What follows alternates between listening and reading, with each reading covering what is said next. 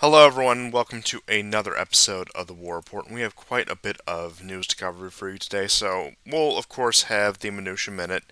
Then we're going to dig a bit into the peace treaty that was proposed at the beginning of the war in April of 2022.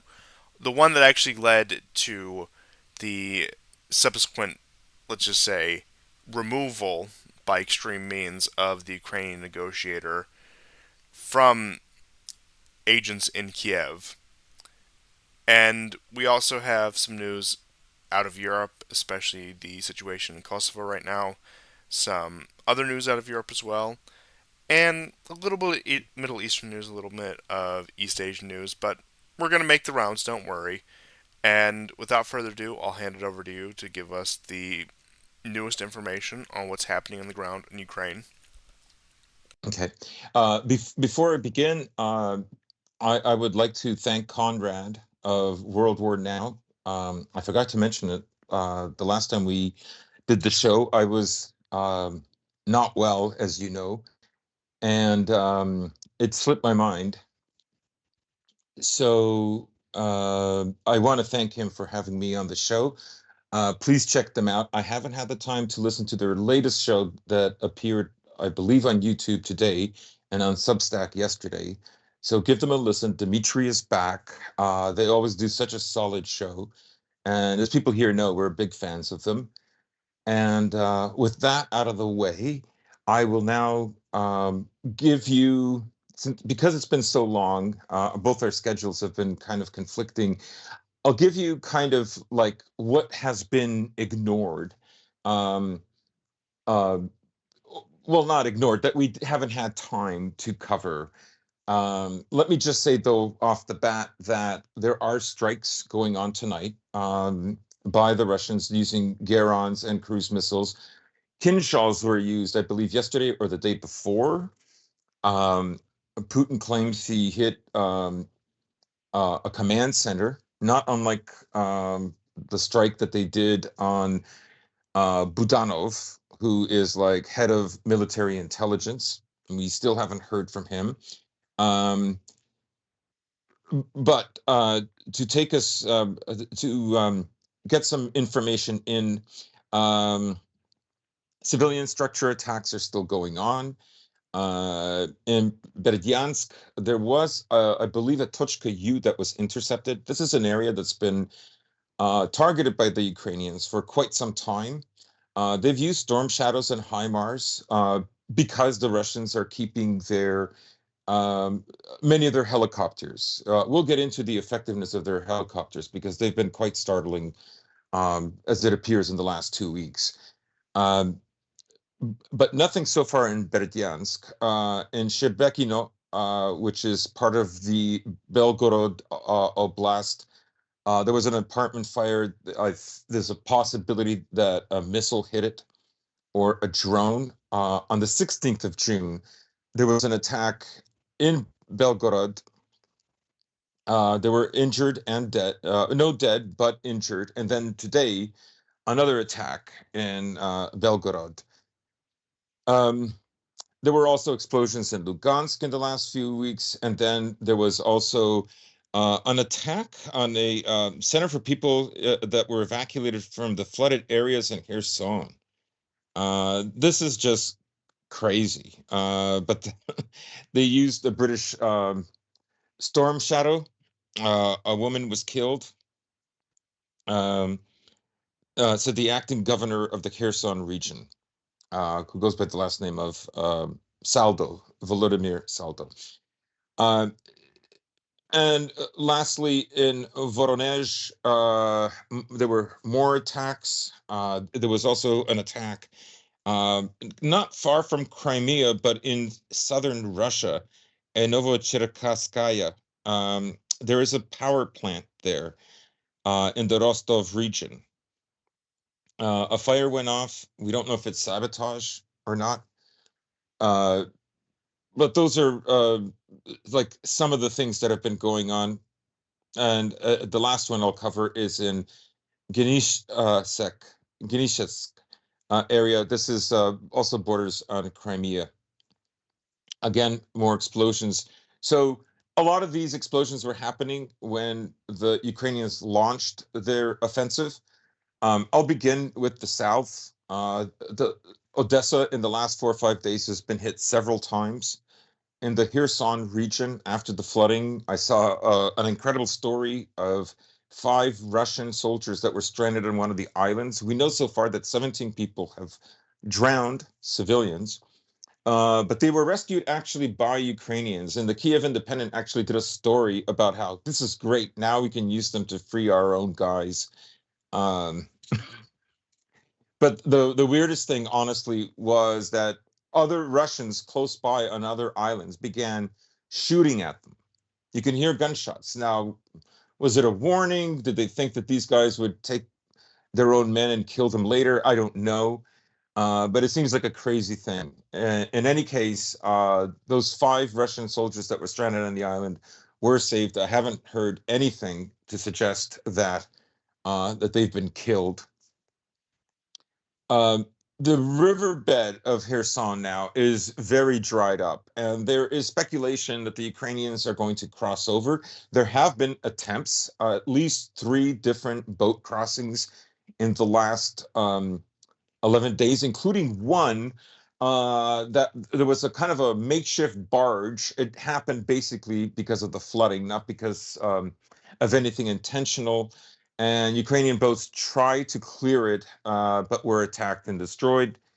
I believe on one of the small islands, the Ukrainians did manage to land a small force. I haven't heard from them since. Now, some interesting things about the Zaporozhye front, and I am going to spend more time on this, and that is the offensive. Some people claim the offensive started on June the 6th and others on June the 4th. One thing that's become clear is that Gerasimov was in Zaporozhye. Now, I don't recall whether he was in Tokmak or Berdyansk, but those places were hit, and it was obviously to get him. They did actually kill Major General Sergei Goryachev, who's chief of staff of the 35th Army. He died as a result of a missile attack, and so fighting has been extremely fierce in this area.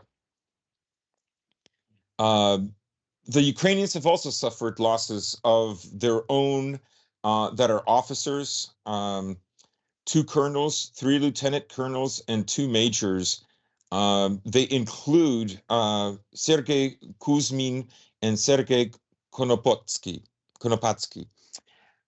So you can see that both sides have a lot invested in this. They're getting their higher up officers involved um, in order to ensure how things go, that things go well. Now, this has been a very interesting battle to watch because the tactics have changed. In the initial days, the Ukrainians threw huge armored columns into Zaporozhye. They attacked basically in 2 different areas. One is the Vremenovka salient. The other one is in the Orekhov. Both areas saw like just amazing levels of devastation. Everybody has seen the pictures of the Leopard 2 tank that was destroyed, along with several Bradleys. In some of the photos that appeared later, another 5 vehicles were added for a total of 11 vehicles. There are Max Pros that are that have been destroyed.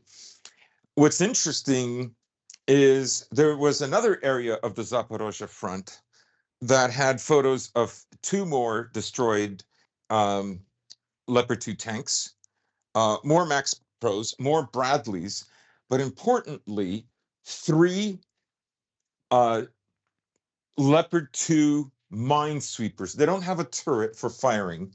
They just have an apparatus that's attached to the front of the tank in order to clear the mine. There was also a Max Pro with one of these, and they had them lined up basically 4 wide. so they could get rid of the mines and push forward. I think they wanted to do this because they didn't want to go in with infantry. They wanted to reach the first line of defense of the Surovikin, defense line. They still have not reached that. Today marks, I believe, 15 or 16 days of nonstop fighting.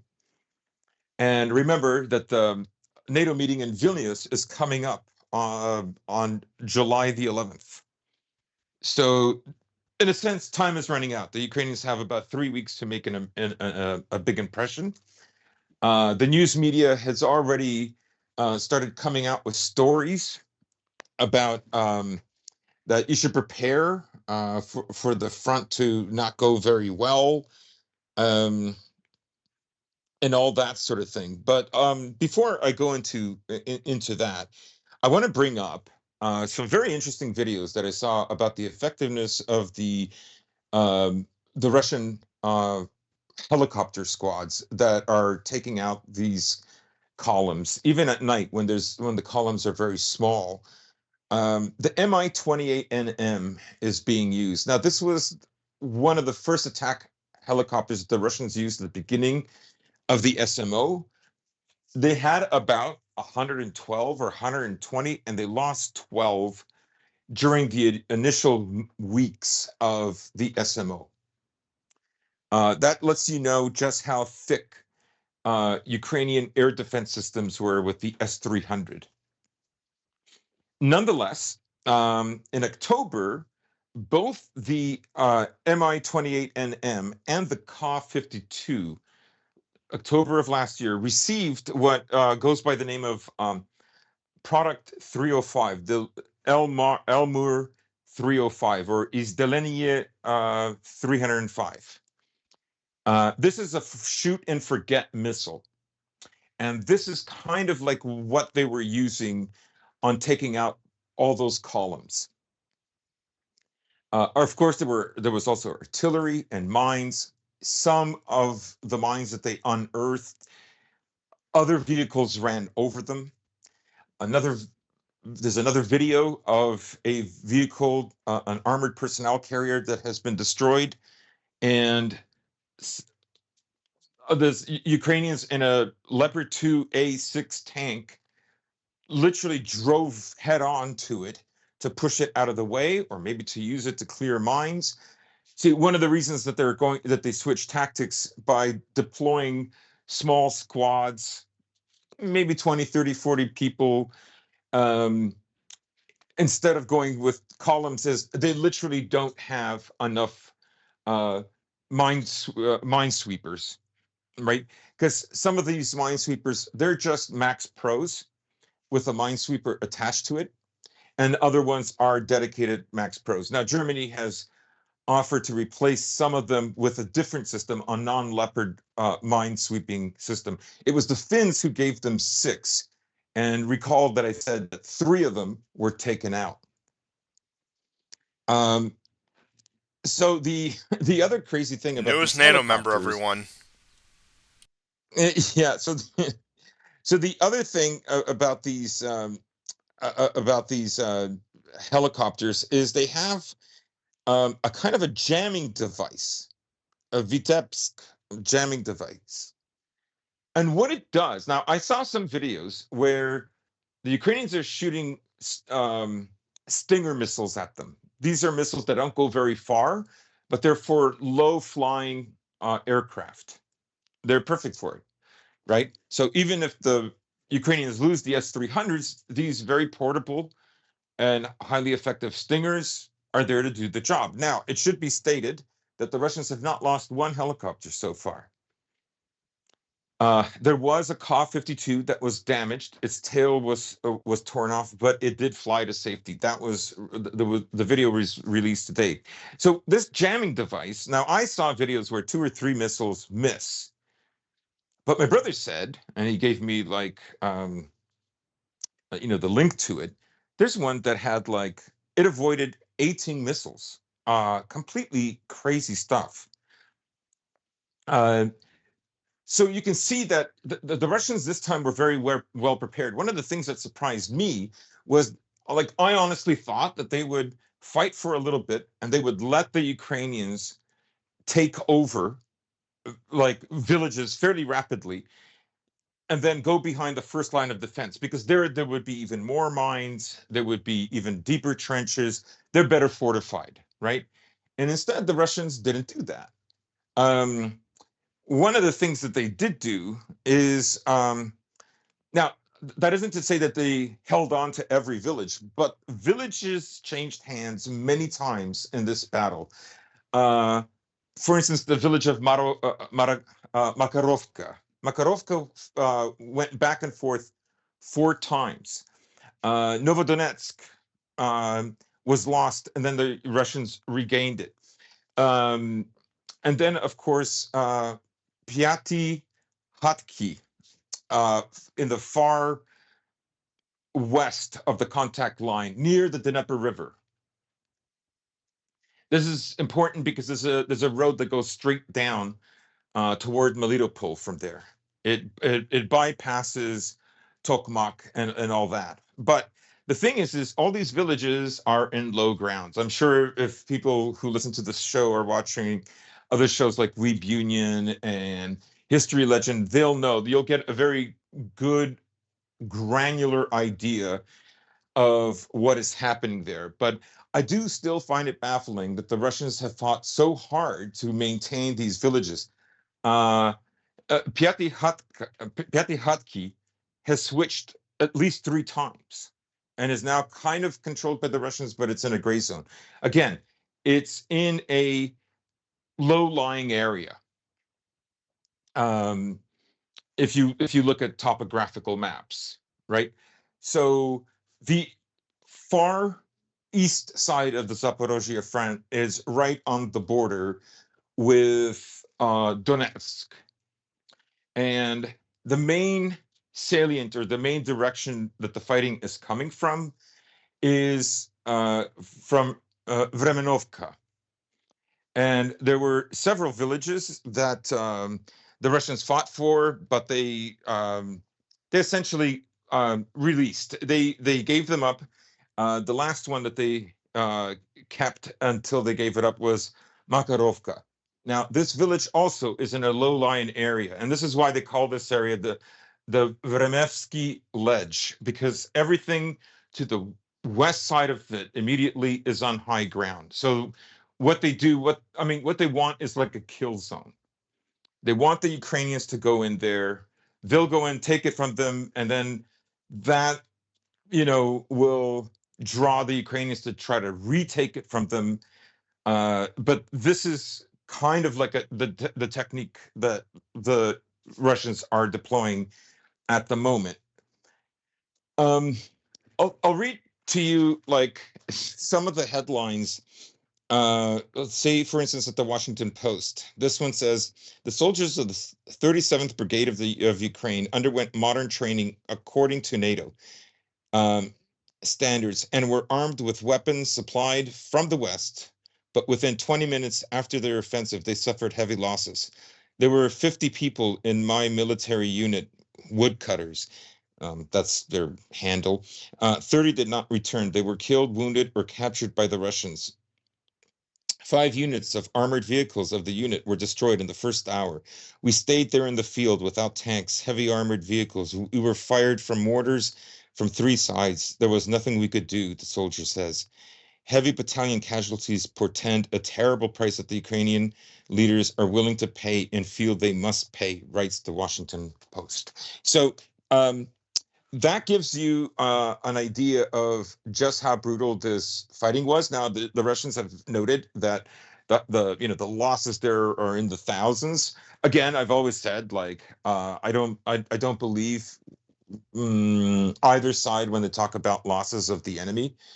I just see that as an indicator that there were heavy losses, and it's relatively true, but it's not like, those numbers. Do they mean destroyed? Do they mean Yeah, wounded, heavily it's. wounded, plus killed? I would say it's But you can, intentionally dubious. It's intentionally dubious. There's obviously there are reasons for it, right? You want to demoralize the enemy. But when you read an article like this, you get a sense that the fighting was incredibly heavy. This guy's unit of 50, he lost more than half in an hour, right? So you get a very strong sense of just how terrible the fighting was in this region. Um, so many Bradleys were lost in the first 2 days that the Americans even made statements that they are going to replace 15 of them. Now, in the first 48 hours, the Ukrainians lost 17 of them, and they've lost many more since. And I have seen many more videos of other Leopard 2A6 tanks that were destroyed. There's only one tank more sophisticated than the Leopard 2A6, and that's the Leopard 2A7. But there are only several hundred around the world. They're not even all in Germany. Um, there's another excerpt. At night, the enemy was actively operating the Novodanilovka Rabotino direction. Uh, enemy lost 3 infantry fighting vehicles, 2 tanks, 2 armored personnel carriers, and 50 killed. I mean, I could go on and on. The Washington Post, 2 weeks after the start of the counteroffensive, Ukraine suspends attacks due to huge losses, writes the Wall Street Journal.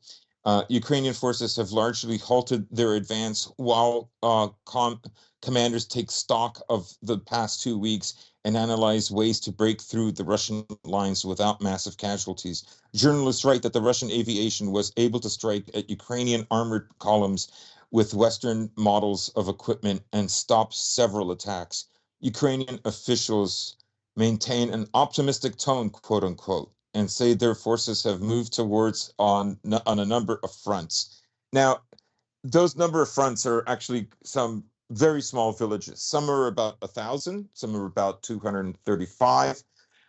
There's one in the Vremenovka direction that is literally just one farm. I think it's called Bedone or something like that. It's just one. Now, of course, for the readers, this is like a big deal. These places have names. Others are about 350, 600, but all those people have been evacuated. And again, they're in low-lying areas. So the tactic that the Ukrainians switched to, partly because I think in many ways they understood that if they lost any more vehicles, right, it's vehicles that they can't get. So they can't mount another major offensive, even though they have stepped up their attacks all along the line of contact. So in Ugledar, in Avdeevka, in Kremenaya, in Bakhmut, and all these areas except Kremenaya, they have managed to make some very small gains. Often it's just like a field. The only places where they haven't made any gains is in the furthest north part of where Lugansk meets Kharkov, and I believe the Ukrainian representative, her name is Mylor. She made a statement today that the Russians have gone on an offensive in this area, intending to capture um, Kupiansk and Liman. At least one of those two or both. Um, the Russians have hit again Krivoy Rog, Kramatorsk in the last few days, and of course, they dropped a fab bomb on Orechov, where more military material was being stored for the Zaporozhye offensive. Um, and that's a rough idea of the fighting that has been going on in the last 10 days. So the Ukrainians have to make a choice. They have to go slowly with guys on armored personnel carriers.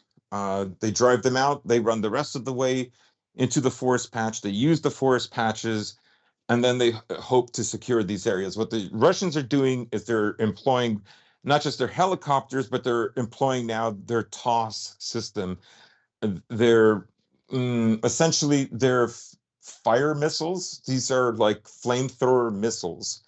They're very, very, very deadly. They have a huge radius.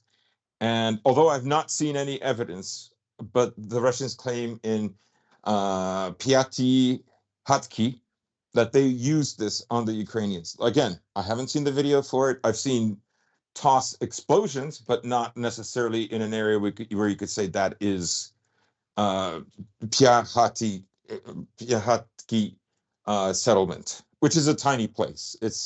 I don't think it's more than 30 houses. It's a dirt road. You know, these are very, very rural areas.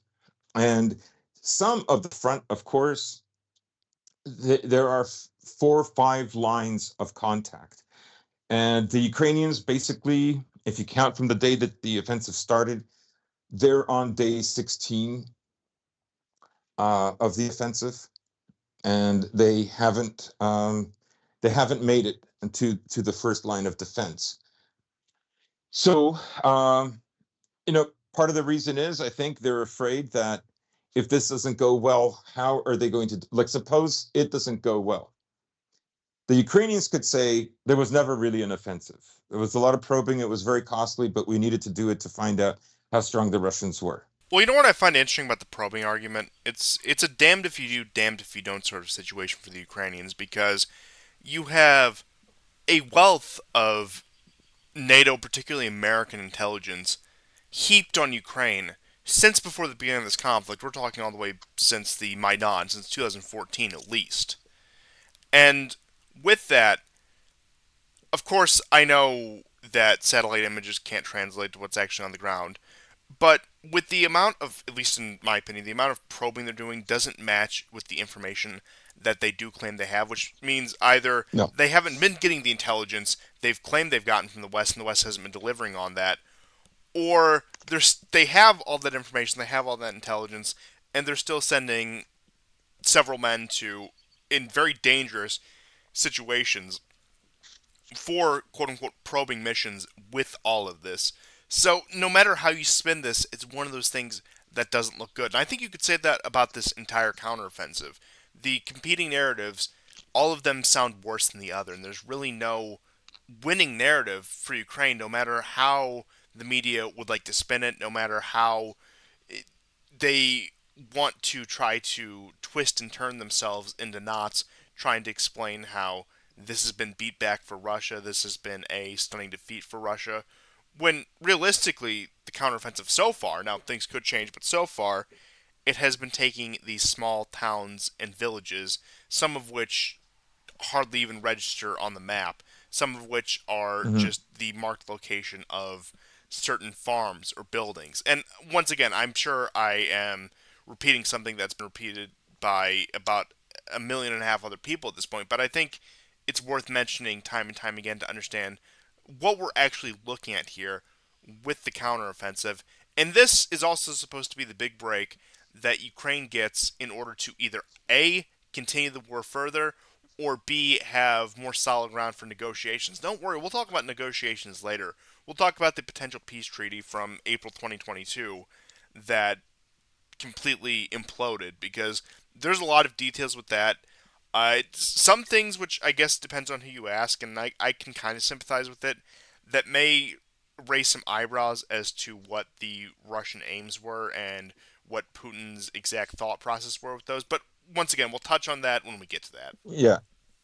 I have just a little bit more of granular details from Zaporozhye because that's Of really course. where the main fighting is taking place.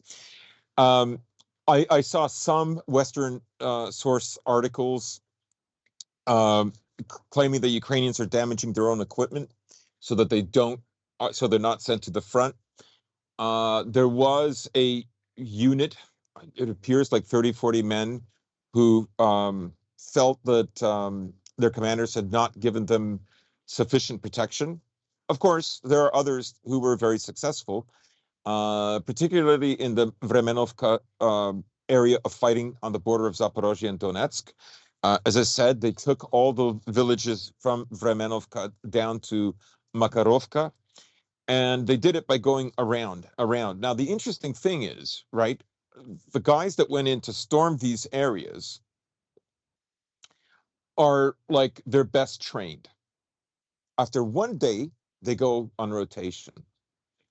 The guys who replace them are the conscripts. They're the guys who are getting blasted from the heights of the Vremenevsky Ledge.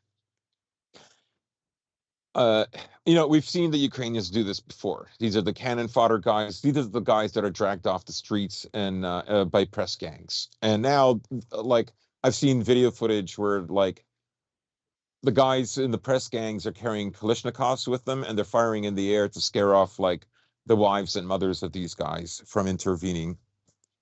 Although I did see a failed attempt, nonetheless, in Odessa. The other thing that was very interesting was the 47th Brigade that was there in the first 2 days of the attack.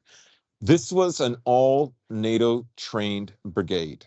All its leaders are under 30, including Marcus, who apparently has a big following on Instagram. Oh, and the Ukrainian Even armed forces videos, were very adamant about that because they wanted a fresh crop of men who had no Soviet priors and would take yes, completely to the Western training. I'm glad you brought that up, which means, once again, we're looking at this either they trained them poorly or, assuming they were trained to the fullest extent, Western tactics up against even some of the Soviet leftover tactics of the Russians have clearly failed, or perhaps they weren't implemented properly. But once again, this is one of those things, no matter what explanation you get, there's not really anyone that makes things look good for the Ukrainians or for NATO as a whole. right. And the other interesting thing about the 47th Brigade is it was outfitted with a ton of Bradleys. Now, America gave 109 Bradleys, and they lost 16 on the first day. 99 of the 109 belonged to the 47th Brigade. They traded their T-55 tanks, modernized tanks from Czech and Slovakia that had new active armor put on them. These are not super capable tanks, but this is supposed to be a rapid force. And they traded them in for a few Leopard 2A tanks. And it is those tanks that suffered. The 3 were killed. Of course, the French light tanks, the AMX, 3 were destroyed. I saw another one that was destroyed. There's also video footage of that sort of Bradley area where they lost a lot. The Russians go there, and the Leopard and one of the Bradleys are still running. Now, I will say this, that although there were bodies, there weren't as many bodies as you might think. But there was a lot of equipment. Le Monde claims, as of this past Friday, that they've lost 40%. An Estonian NATO general claims they've lost 10%. The Russians claim somewhere between 25 to 30% of their losses. As of today, it's fair to say that they've lost they've lost those 3 Leopard 2 mine clearing tanks that are not really tanks, but they've lost at least 8 or 9, and I'm being conservative, 8 or 9 Leopard 2A6 tanks, right? And I think they only got 60 of them. So they've lost 10%. They still have, nonetheless, a hell of a lot of armor. What they do now, I don't know. I think, I've already seen the changing of the narrative. The BBC, of course, ran a story about it's slow, but they're gaining some villages, right? Now, they never tell you when they lose those villages the next day, because many of these villages are going back and forth. That isn't to say that some of the villages that they captured a week ago are not firmly in their hands. They are, right? But there is a contested line right now that has been in place for at least 4 or 5 days. And so, what are they going to do? Because I think they're thinking, if we burn through all this equipment, they can't give us any more. Now, what does the West do? What does America do? Do they send in the Poles next, and then the Romanians? Like, what are they going to do? Send in the weasels. But Send in the weasels. I do have to say, with what you were saying about the weapon stockpile, so there also is, no surprise, another narrative angle here. So, what we have so far, what has been dumped on Ukraine, whether by the US directly or by all of its proxies in Europe and elsewhere, is they've been diving into their stockpiles, most of them. The stuff that they keep in reserve if full scale war is to break out, the things that maybe aren't the highest quality but are serviceable if they need to be used. Now, we do have cases Yeah, like in Slovakia and the Czech Republic, and it's Poland, Hungary, and the Czech Republic have to assume the role of Slovakia's air defenses because Slovakia has given all of its jets to Ukraine. So we have countries like that have completely stripped themselves of significant chunks of their military. Now, once again, that's what countries yeah, like Slovakia are for in NATO. That's their entire express purpose, to be plundered and looted, and if need be, manpower. Now, when it comes to manpower, Slovakia is going to be one of the ones where they probably aren't going to be the first. You're going to have Poland, Romania, probably the first wave of something like that if anything does happen. But you have that. You have Poland sending half its tank fleet and demanding Leopards as compensation. You have that. But yeah, when you get into Western countries, whether it be the U.S. or France, UK, Germany, whatever, they are tapping into their stockpiles.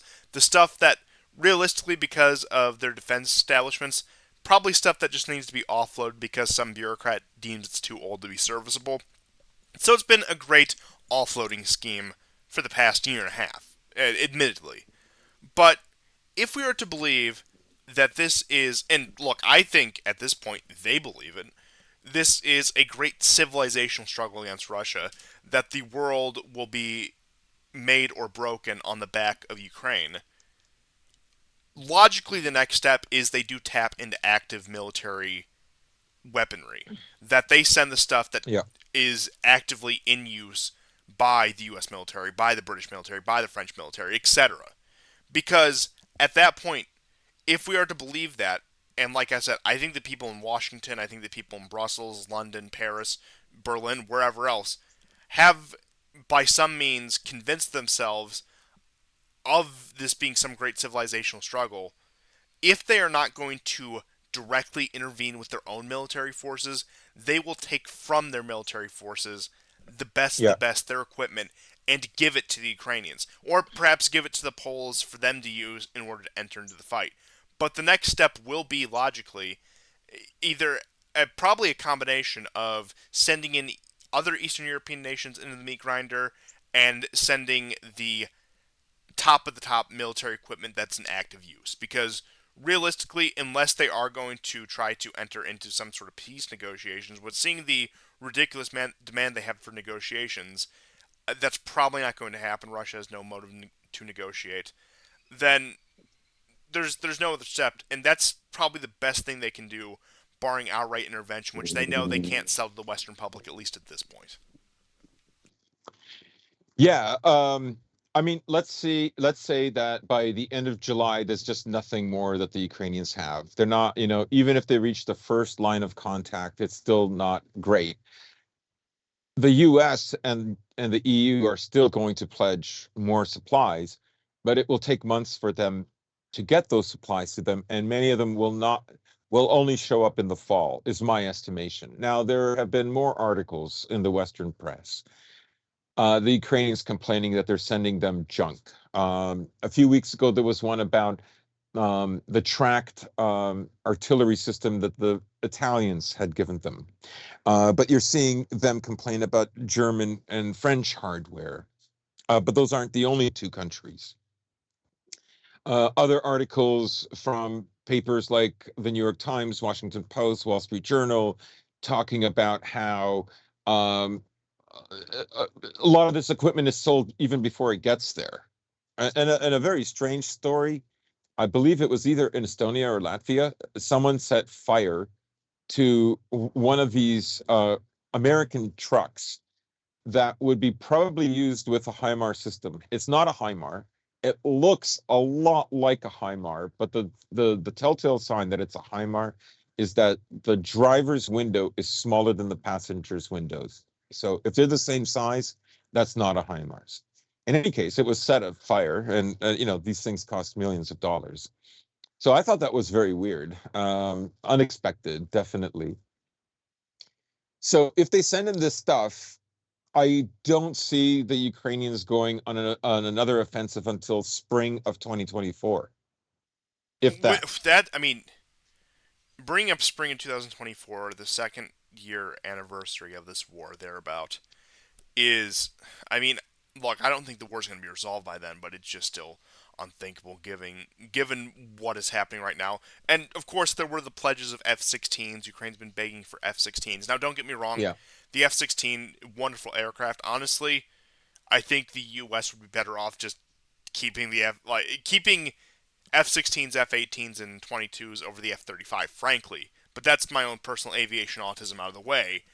But once again, if Ukraine had a full air force, trained, well trained, with F 16s, that would be a formidable force against the Russians. But how are you going to rebuild the Ukrainian Air Force from the ground up with these pilots who have never used anything approximating an F 16? If let's just be right. honest, that's And just last week there was. Go ahead. Go ahead. that's just complete fantasy at that point. That's just complete delusion at that point. But that seems to be the next move. They want to ship in the F-16s, which now how much of this is bluster on the part of Russia? Russian officials, I think actually even going all the way up to Putin, said that they would attack shipments of weapons like F-16s even outside of the territory of Ukraine, which creates a very sticky situation, especially if we do see active involvement of a country like Poland, of a country like Romania. We're going to see where these countries enter independent of NATO involvement. So it's not an Article 5 trigger when they enter into the territory of Ukraine, but if Russia is to retaliate on the territories of these countries whose armies it is at war with at that point, it's going to be an Article 5 situation because Russia hit Romanian or Polish or Lithuanian or whatever territory because that is the double standard in which they had created it. And the question is, Yes, what it's will a tripwire. NATO do? Will NATO take that excuse to get fully involved? I'd like to say yes, but I just don't see. As much as I think they'd like to, I don't see the practical application of a full-scale intervention against Russia. As much as I think they would love to bring on the next great war, that I don't put it past them for a minute. I don't see how it's feasible. I think the case for a full-on intervention, now that the war has gone on so long, and we know that the Russians have a bigger industrial complex for making everything from military hardware to munitions, and that the EU and the US cannot, um, basically doesn't bode well, right? Like, how long can they be in this fight if they enter into Ukraine? I'm not saying they won't do it, but the case for doing it is becoming more difficult. I mean, one of the things I suspect that they're going to do is they're going to maybe provoke a conflict in Transnistria or Moldova. One of the political parties was outlawed today by Sandu because she claims they're, the same old, they're Russian agents Yes, and and all I that. believe this is the party that was actually led by the Jewish oligarch that's paradoxically, at least according to the Western media, pro-Russian as well.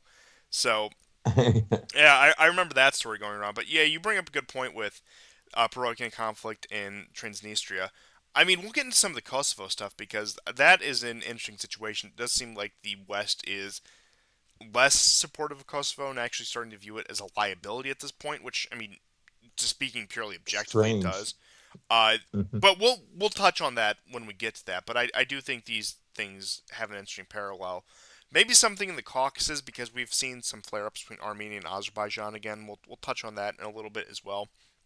But I think the overlooked one, especially when it comes to relation with Poland, and considering the fact Poland has outright said this, is some sort of incident in Belarus. Because Yes. the Poles have been talking about how they might need to support a popular uprising in Belarus. Then there's the question of the Kaliningrad corridor. Will Kaliningrad be cut off by Lithuania and Poland? Which, once again, we're getting to the point of desperation where that might be the case. Maybe an attack on the Druzhba pipeline, which I'll have you know, just interesting fact, despite all the sanctions, is still up about 16% sales of what it was last year. So more countries are still buying from the. I mean, of course, that's mainly because of countries like Hungary and Serbia, not Europe as a whole. But once again, showing the efficacy of Russian sanctions has been, in fact, quite the opposite. The point where I may have mentioned this last episode, but there was a coalition of smaller European states. I know Greece and Hungary spearheaded the effort of stonewalling the 11th sanctions package, which has put that back into the bureaucracy of the European Union trying to get that through. So there are some small movements, some small momentum against the insanity, but once again, I don't think it's enough to prevail, at least at this moment. But Hmm. you see this time and time again. There's plenty of both soft and hard targets that can be used to escalate this war. I think Transnistria is one of them. I don't think Transnistria is big enough to accomplish the goal that it does. I think when we're looking at major escalation, something that would distract a significant amount of Russia and require Russia to expend itself even more in this war, we're talking either Belarus, Kaliningrad, or some combination of the two. Right. And they could also, like, I think they want a long, protracted war. And in the meantime, they can, because, there was just before I wander off, there was an article that came out recently. It was published maybe by the Financial Times. Um,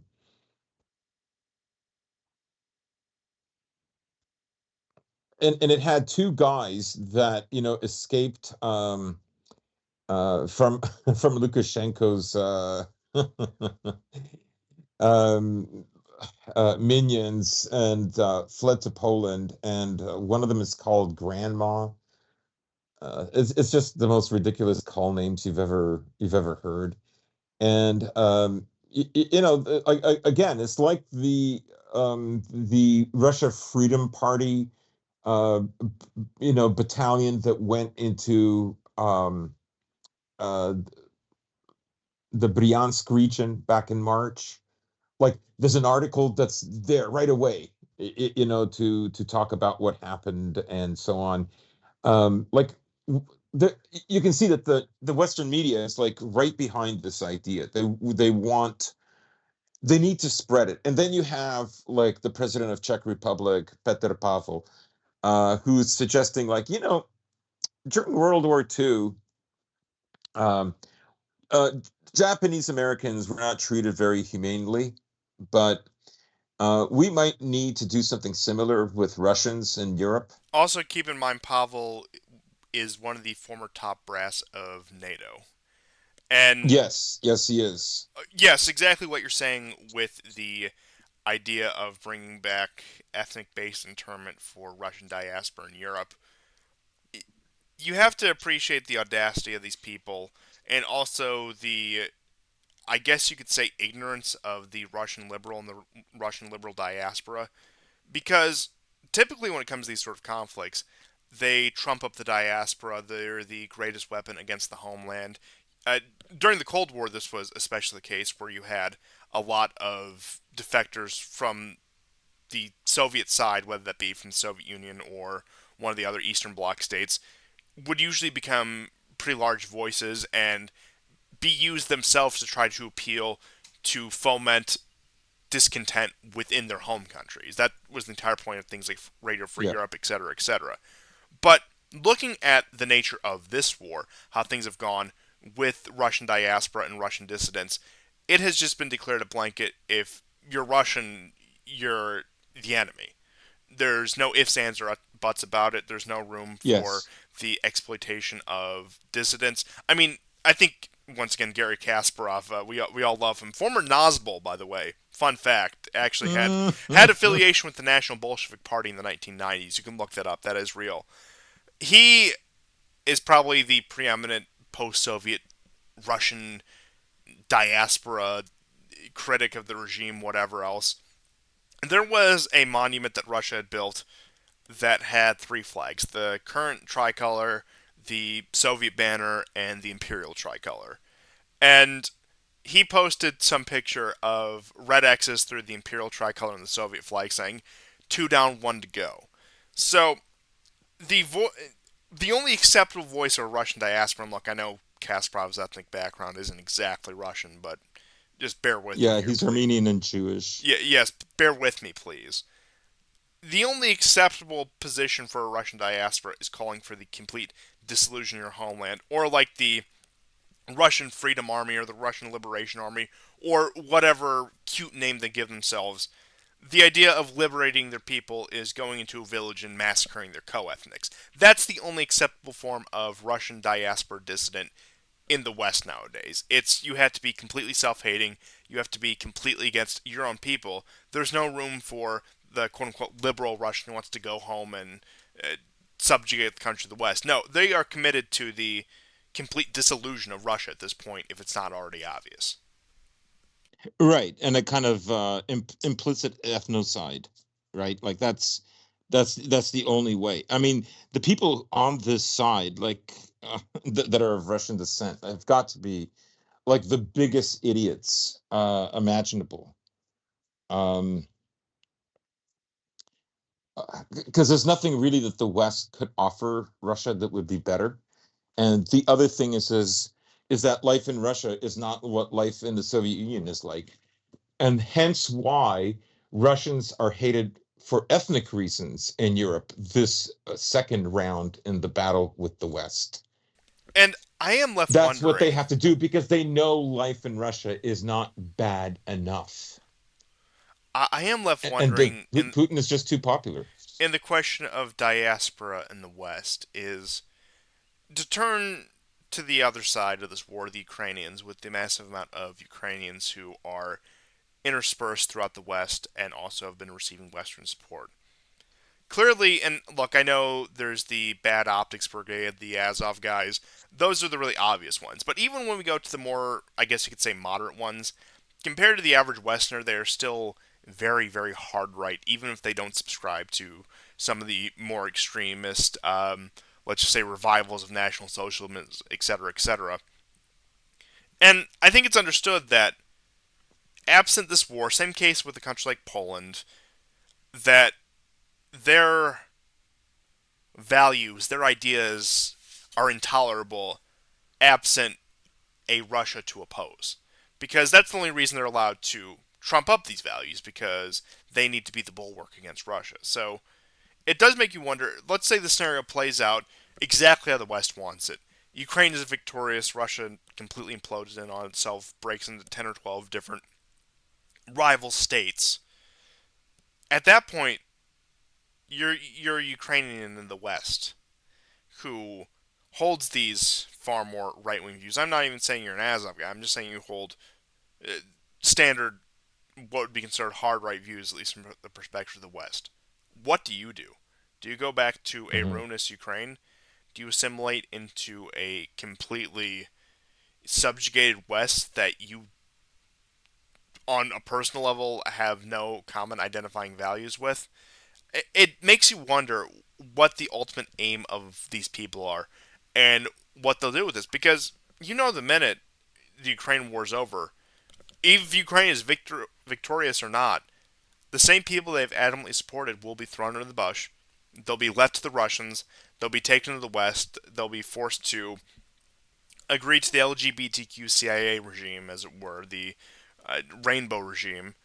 They'll be tried as war criminals so the West can quote unquote hold itself accountable and so The Hague has something to do for the next 5 years. At the end of the day, there's really, even in victory, there is no winning move for Ukraine. And I, I really don't understand how deep does the delusion go that there is still a fighting age male Ukrainian population. Here's the question: how much of a fighting age male Ukrainian population is left at this point? If you believe some of the higher casualty numbers, there really can't be that many young Ukrainian men fit for combat left at this point. Hmm. Hmm. And I think that will take us into some of the talks about the proposed peace treaty back in April of 2022, where that had some very conciliatory points for Ukraine. To the point where they actually had signed all this. You'll recall this is the same peace treaty that Boris Johnson showed up in Kiev about 2 or 3 days after it was signed, and the Ukrainians revoked their support for it. So, just to cover some of the basic points on that, as part of the negotiations, Russia withdrew troops from Kiev, Sumy, and Chernigov, which you'll remember was that northern front at the beginning of the war when it looked like they were making that feint out of Kiev. That was withdrawn because they had come to a tentative agreement. Ukraine agreed to declare neutrality, reduce its armed forces, and also renounce any aspirations for joining NATO. And in exchange for a multinational security guarantee that would be overseen by US, UK, Turkey, France, China, and Belarus. So just a broad international coalition of everyone else they could get involved in terms of being able to enforce a peace treaty. And Hmm. we did see the withdrawal of Russian troops as part of this negotiation. Russia was willing to live up to its end of the bargain because I'm saying this in a completely value neutral way, whether you think Putin did the right thing or not here. Putin, I think, undeniably has always wanted to end this crisis through some sort of diplomacy. As much as the war has booned his popularity in some ways, I don't think that he set out wanting to get into even a short war. I don't think he wanted that on his record, No. even if you want to think it's for the most cynical of reasons. So you have this, you have Boris Johnson take his visit to Kiev, and then the peace treaty completely falls in on itself, and you have the talking heads come out, the Michael McFaul, somehow the ambassador to Russia, despite the fact I've never seen anyone with a more visceral hatred for people he's supposed to be negotiating with. Uh, Product of the Obama administration, once again, one of these people up there with Victoria Nuland, all of this. And you even had Naftali Bennett come out, because this news came out in September, it really started to gain traction. I mean, we've talked about it before, but in terms of the exact details coming out, we have a much clearer picture of what exactly happened here with some of the troop withdrawals.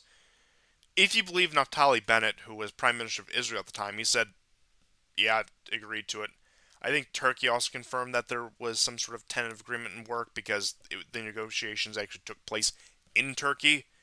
But we had a gesture of goodwill, and even if you want to think it's for the most cynical political reasons, I will concede that to you. Point being is, we had Russia at least willing to live up to its end of the bargain.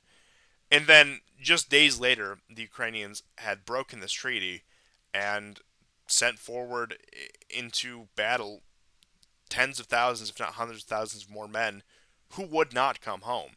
A war that has demographically wrecked this country to the point of I don't see any reasonable means of recovery for it in the next several decades by either demographic, economic, or political or cultural means. The country is completely just it's practically non-existent at this point. The Ukrainians are a diaspora people, and if not, they will become a diaspora people, similar to I don't want to say the Kurds because I don't think it's a very good example, but it's going to just be one of these dispersed people that doesn't really have its own polity, doesn't really have anything beyond the fact that it's an interesting demographic statistic that there's Ukrainians in X, Y, or Z, whatever country, because that's ultimately what it has come down to. And perhaps you could say that the Russians were a bit weak-handed on this because there were also confines in the agreement that they were willing to return the annexed territories of the Donbass republics if Ukraine were to declare itself a federalized, neutralized state, and that Russia even made offers to compensate Ukraine for the annexation of Crimea, or B, offer to lease Crimea from Ukraine. and lease the Yes. naval ports that they do have in Crimea. So now, whether those actually made it to the final draft, I haven't actually picked through this treaty word by word. A lot of it you can't find in English. You can only really find summaries, and of course my Russian is almost non-existent. So don't ask me for that. That's more of a question for you, and I don't know how much. Once So again, I have a bit of a take yeah, about do this. tell, please, please. So Lukashenko made that statement that he was going to lease Crimea. Lukashenko did mention that was only the agreement in Minsk. I'm pretty sure he said Minsk, but I think a couple of weeks later, after they killed one of their negotiators, that lawyer, the Ukrainians killed him. When they started having the peace talks in Ankara, Turkey, right? Leasing Crimea then was off the table. But this is what's so scary about Putin, if this is true, right? Is well, I mean, if you believe Lukashenko, the guy's willing to compromise a lot. Like I know strategically what he wants. He wants somebody else to do the dirty work to put Ukraine back where it was in the 90s, which is too late. But that's what he thinks. That's it's a boomer position, but that's what he thinks. We're just going to lease Crimea. You're going to promise not to kill the people in Donbass. You're going to get rid of all these. Essentially, it's all done. All the things that he wants done get done, right? And everybody can go back to normal. Maybe, at this time, remember in late April, he was very surprised, including his economics finance minister Labulina, who also said that the Russian economy did much better against the sanctions than they previously thought. So maybe that was the motive, right? Get that tied up. The Russian economy doesn't tank because I know what he's thinking. I know he was only a lawyer when he was in the KGB, right? But what he's thinking is the dissatisfaction of the people will make the country susceptible to outside forces, and it will be a repeat of the 90s, but this time they really will balkanize the country, something that they could not achieve before. And all he'll have to show for it is 22 years of a better life for Russians, but it was just a 22 years, right? So I understand his motives for doing that, and why so many Russians around that time, especially on Telegram, were thinking like, "Are you crazy?" Even though, like retrospectively, they didn't lose that many men in the first month, but a lot of people felt like they lost too much to just like give up all this territory that they had gained. And Yeah, I would he agree, made, and I think going back to the especially about Donetsk and Lugansk, because yes, he made the statement before the SMO that they were going to be independent, yeah, I was actually just about to bring that right? up, Like, talking about yes, go ahead. The February 22nd speech that he gave in Yeah. the lead up to the war. That a lot of, and of course, I mean, it was signed, so you can only say a treaty is a treaty so much. The fact that they had plans to implement this to some degree does raise a lot of questions, but I know you have to give a rousing speech as a politician, especially when you're sending troops into battle. That's just what needs to be done. But the message of the speech that he gave the night before the war versus Hmm. the terms of the treaty, I don't want to say it's a betrayal because he didn't sell everything out, but it is a complete contradiction of what he promised the people, and more importantly, the men actually going into battle to fight this war, and the people of Donbass that he said that he's going to uh, guarantee the security and independence of against the Ukrainian regime. The fact that willing to turn that over to, or potentially turn that over back to Ukraine when you could just get, once again, assuming Ukraine does go with the pledge of neutrality, whatever, I think you're setting yourself into a cycle where that's just waiting on another Maidan unless you have some sort of anti-color revolution mechanism set like you did in Kazakhstan, which is possible. But I still think it's far too much of a risk taken in a country that has already had that drastic of a color revolution in the past. So looking at that again,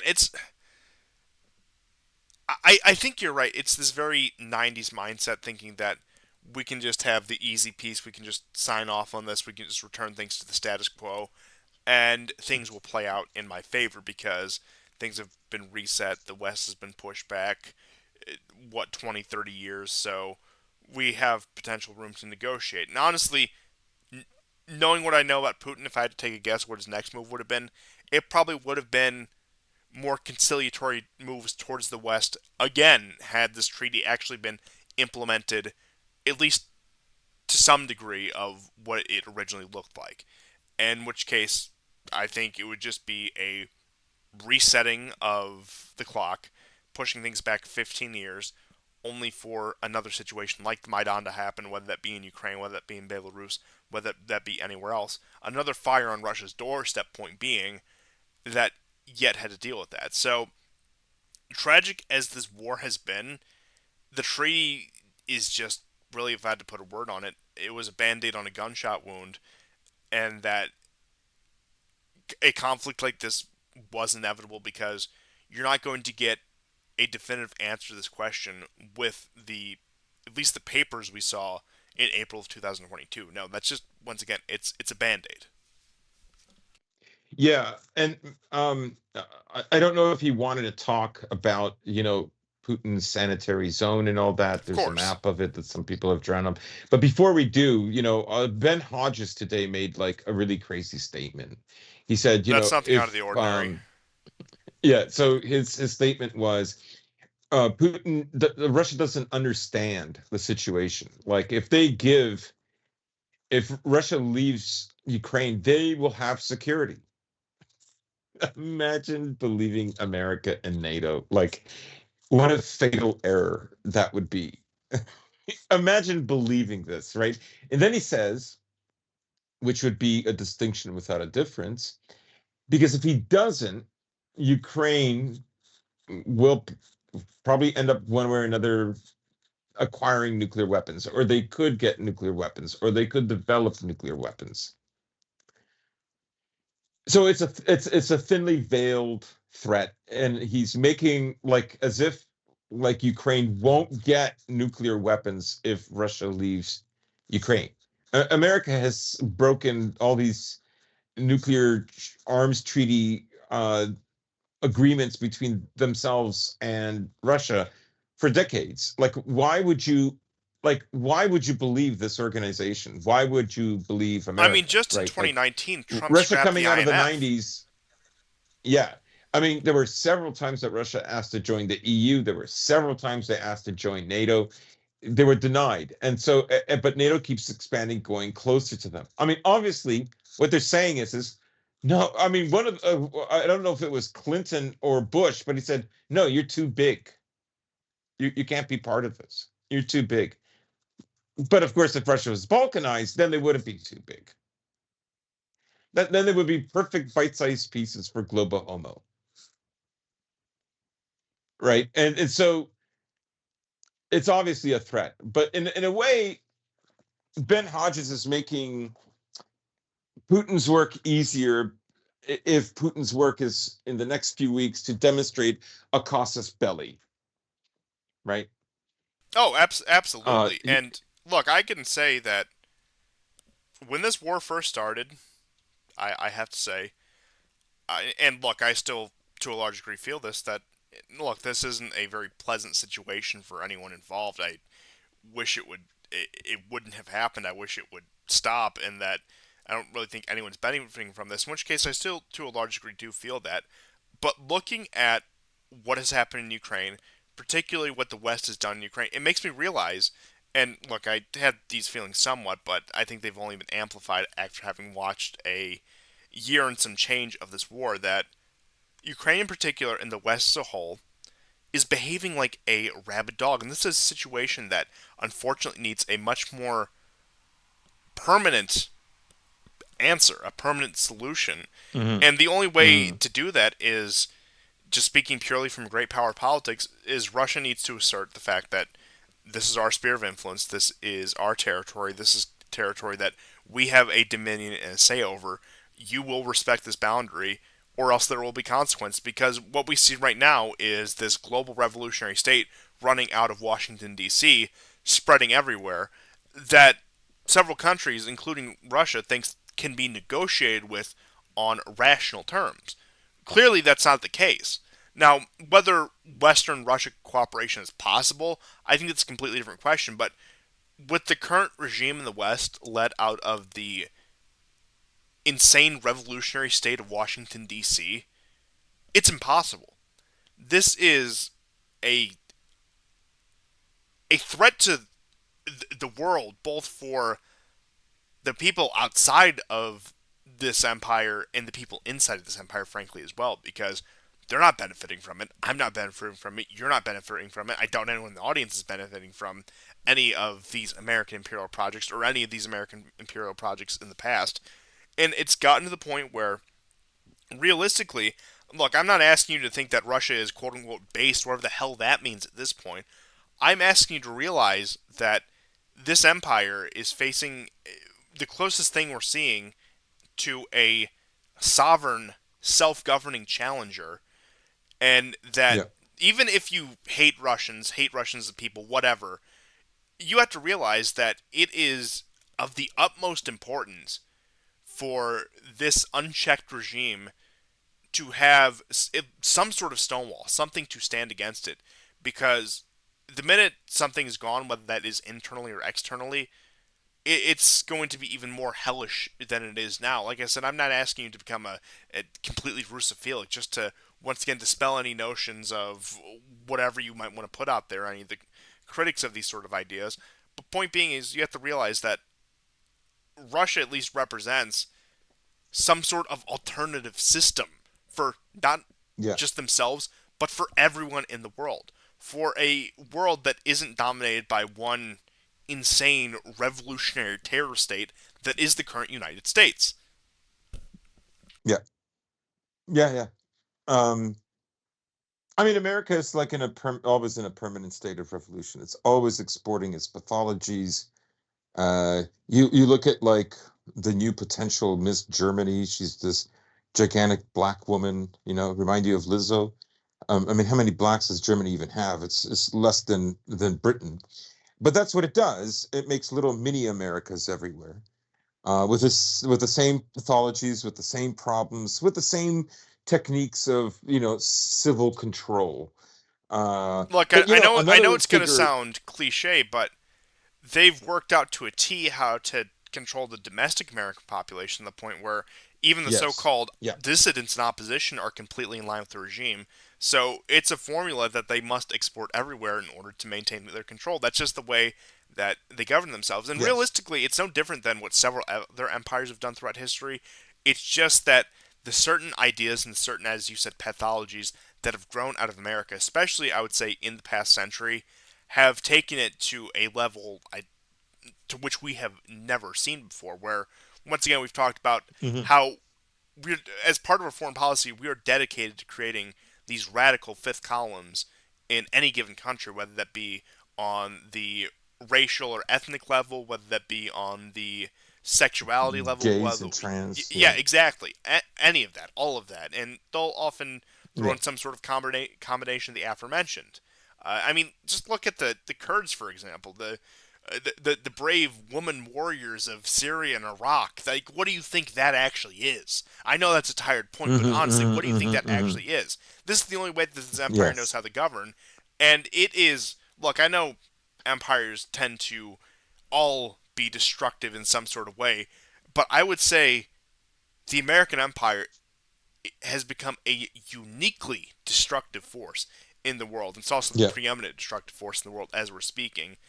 And I mean, look at you could I would argue at least the people suffering most under it are the people who are directly under the empire, not even the empire's enemy itself. Look, I'm not going to deny some of the horrendous things that have been done to countries like Iraq, Syria, Libya, Afghanistan, Yemen. Don't get me wrong, that's all been horrid. But I would say, in terms of long term damage, it has been particularly Europe that has suffered, and I would say to a similar extent the people actually living in North America as well. Yeah. Yeah. Um, so um, imagine like, you know, I mean, what the Ukrainians want is like the ethnic genocide of like every Russian. Like, if you don't believe me, listen to what Podolyak said. And again, he's creating a casus belli for Putin. There's one plan to move forward as hard as possible with the maximum murder of Russians on this route. After that, we can't stop somewhere and say, everyone, let's think and talk about something now. Like, he's insane, right? I mean, obviously he's frustrated because the counteroffensive is not going well, right? So every time it doesn't go well, like like in Kiev, there's a petition. There was that young man who was killed by a shark in Egypt. He was of Russian descent, and so now they want to create a fountain with a shark. Even Arestovich said, like, Ukrainians are so petty. They're so small. He was very, very disappointed with them. I saw him in one of his videos, like, basically saying they don't have what it takes to be a real country because you just don't behave this way, right? A petition, like, Arestovich um for the next president of Russia.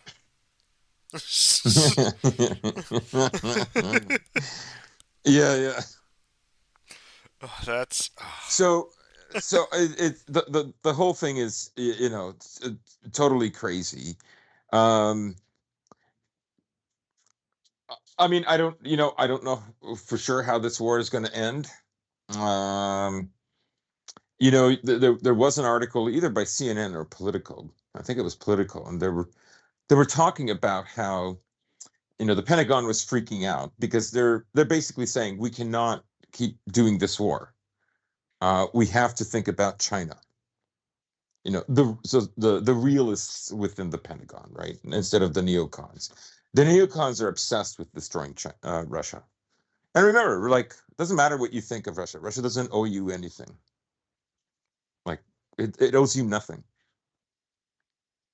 no, but you have to consider the And consequences. really, like, Yeah, exactly. like It's if you hate this regime, your regime has to suffer humiliation for it to change. Um, yeah. Once again, I've but the never ones, asked anyone to be pro-Russia or anything like that. Look, I have my just on a personal level, my interactions with Russians, both in person and online. I'd say I have nothing positive things to say about the Russian people. They've been they've been a very positive force in my life. Let's put it that way on many levels. But my own personal opinions aside on that, I have never asked anyone to be pro-Russian in any capacity. But what I have mm, asked them to recognize is that there are only a very limited numbers of sovereign challengers to the American empire. And even if yeah, you don't yeah, want to see Russia succeed, it's a far better alternative to see Russia succeed in Ukraine than persist under the current regime of the American empire and the current yeah, disaster that is going on right now. And like I said, look, don't expect Russia to save you. Don't expect Russia to uh, go out it and do. doesn't owe you. No, Why no, why no, it would it doesn't. save Like, you? why Russia's not going to liberate Europe and implement based regime, whatever the people who like to throw up those straw mans like to say. But point being is, you have to recognize challenges where you see it. And I would say, especially to some of these countries that are under the grasp of the American empire, looking for an out, the fact that you have two other major powers on the rise right now, that you can play off the American empire, that you can use in a very diplomatic context, it's a world of possibilities out there. But point being is, if you are truly somebody who despises the regime out of Washington, which I think pretty much most people in the world are, uh, even if you have your misgivings about Russia, China, whatever, you have to realize it's a counterbalance, and the only way that we're going to see any sort of weakening of this regime in Washington is if there are more counterbalances, both at home and arguably more importantly, abroad.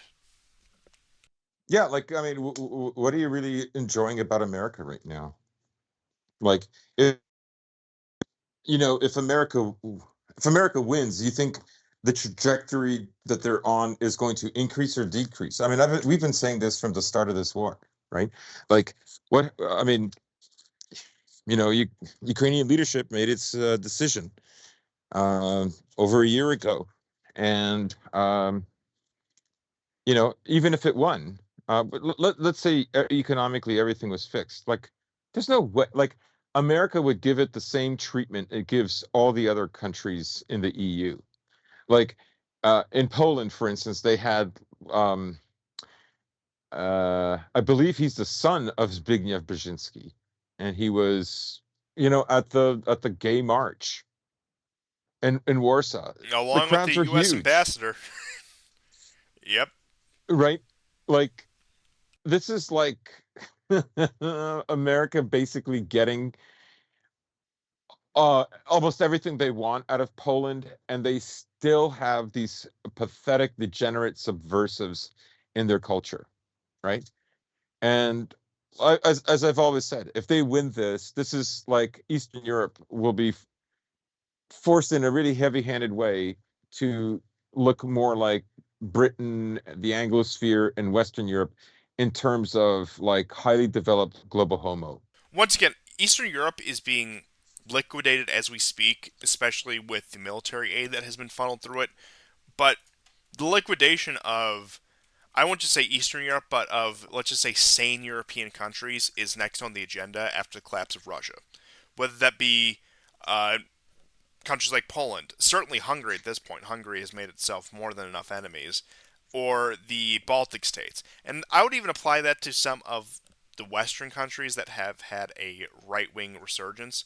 I mean, you think that they're going to live with a right wing government, even with somebody's impotent as Maloney in Italy after this war is resolved if they win? Of course not. They're not going to tolerate that. So, and look, I've been hammering this point home, both on an economic and cultural level. After Russia, the complete liquidation of Europe is next. They realized that post Cold War, they gave the Europeans too much autonomy. They got too friendly with the Russians. They got too independent minded. So they need to be completely subjugated. Whatever degree of freedom that they have Yeah. enjoyed post Cold War, or even post World War II in some cases, from the point of view of the American Empire, that's completely unacceptable. I mean, you even have right now. I put zero stock in whatever Emmanuel Macron says, but you have him trying to kiss the feet of the BRICS nations and asking for Yeah. invitations to the summits. I mean, look, I know when the chips are down what side Macron is going to choose, but point being Yeah, is yeah. that represents a much more independent line of thought in France that has been particularly bothersome to the American empire for a number of decades now. And you think that's going to be Hmm. allowed to persist after this war, whether they win or lose? Of course not. Of course not. They are going to do everything they can to liquidate any sort of independent mindedness in Europe and in all of the other vassals. And I can tell you what, the ability and the willingness to do that will be so much more if they do win than if they come away with some sort of bruises from Ukraine, because Yeah. while they may want to do that, their prestige is damaged. They have to be more amicable to whatever allies and vassals that they do have left. So just looking at it from that point of view, if the American Empire sees something it considers a victory here, it will not spare even its so-called friends at that case. And then we'll see a much similar situation play out with China. Look, I am afraid of the nukes flying as the next guy. I think that is a very serious possibility, especially with some of the recent turns of events.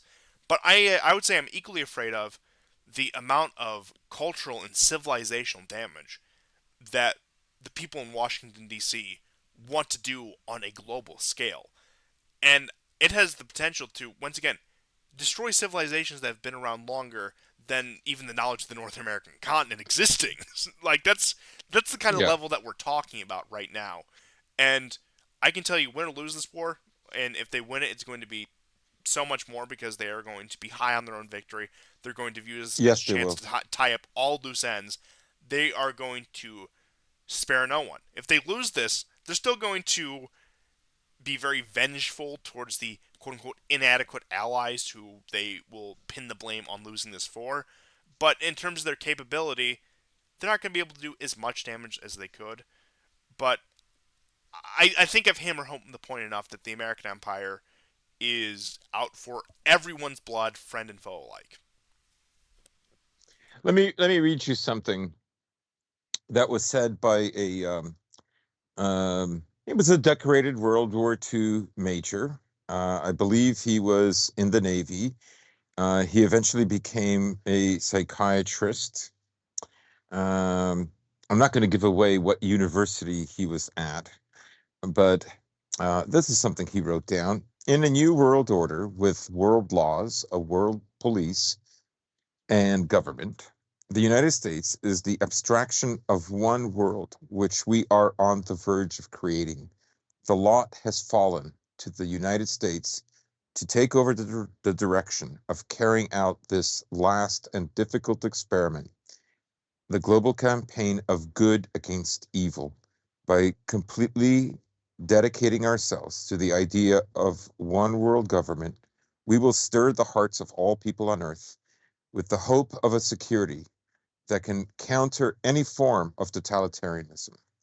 The national citizen is obsolete and must be transformed into a world citizen. Now, that Literal was speech Henry of the A. Murray. Antichrist. Like, Right. That's Henry A. Murray in the 50s. And he's the guy who performed the experiments on Ted Kaczynski. oh, He was that's the psychiatrist at Stanford University. that's fascinating. Interesting, Given right? yeah, that's fascinating, especially given Kaczynski's recent death. But yeah, that's I have kept that in my notes on my iPhone for years and years, yeah. Well, and once again, right? I will make It's one of the jokes that my brother and I do with like people who say, maybe a one world government wouldn't be that way. Usually it's boomer nerds that like they like shit like Star Trek, right? And we go, yeah, maybe one world government should be good. I think China and India should lead it. I mean, they have the largest population. Oh, no, no, no, no, no, no, no, not them, not them. Like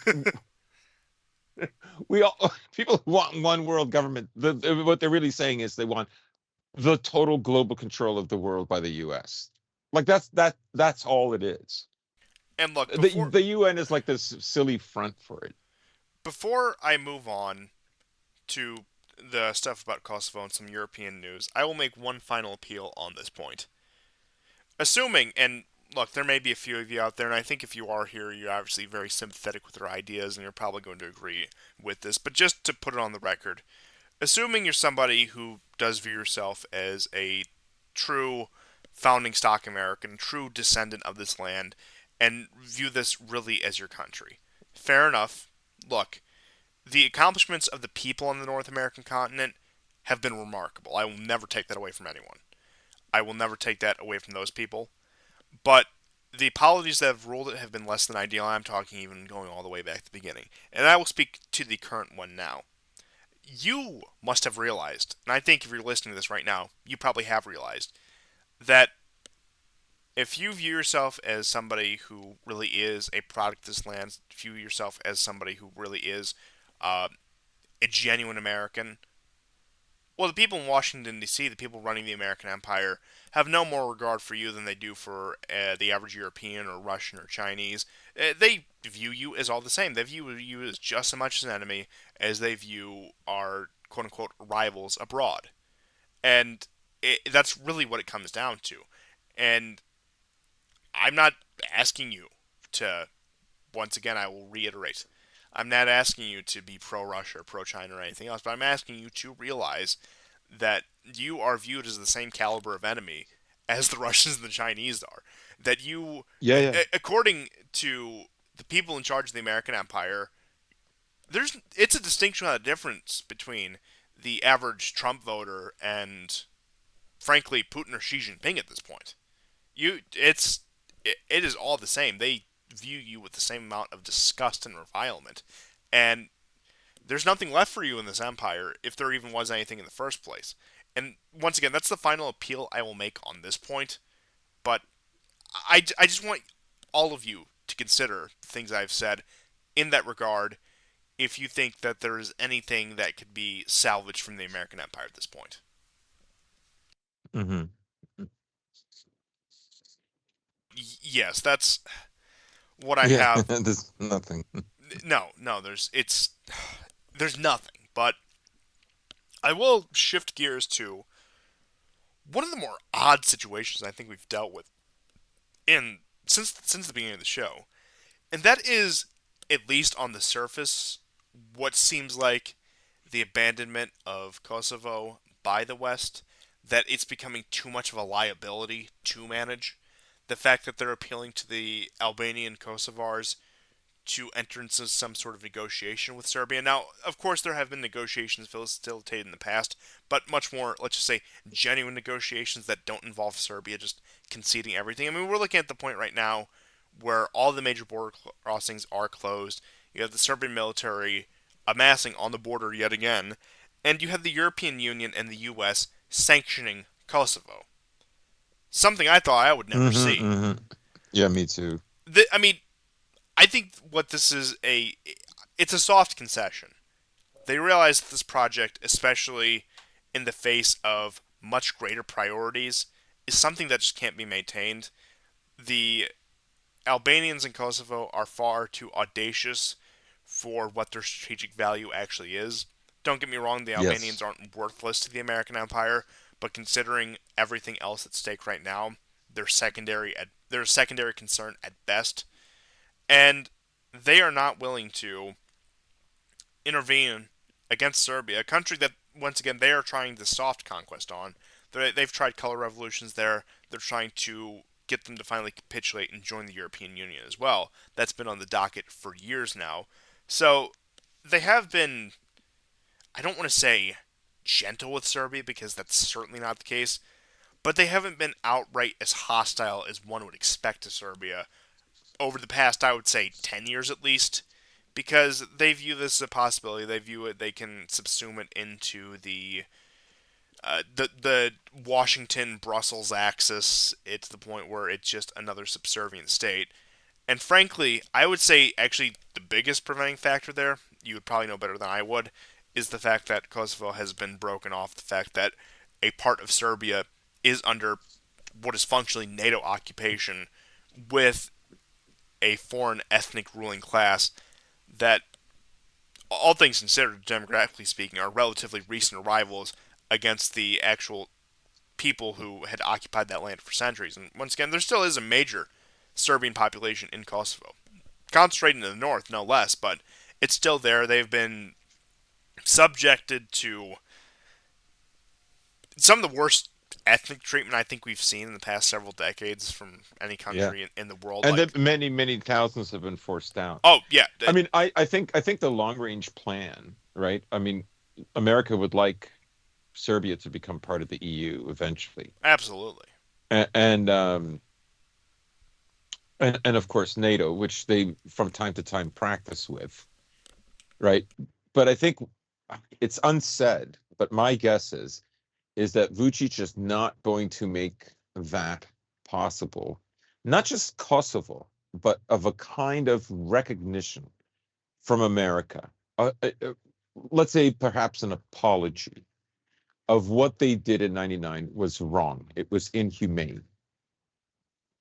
And I think this is like either America and the West are waiting for another leader who will like sell Serbia down the road and you know create a generation of humiliated people, um or maybe they're working on that. um if you look at the sanctions being applied to Kurti, this president of this like ridiculous little NATO state, it's them basically, in my opinion, I think it's them telling him like, we don't need you anymore for this, like behave yourself, we're going in a certain direction, we don't need you to pressure them in the direction that we think that they're going to take, right? You're not part of this negotiating process. And it's interesting because of course there's a recent tit for tat. The Albanians arrested a prominent Serb that had gone down there, And then the Serbs arrested, I believe, three uh, Kosovar policemen, border guards.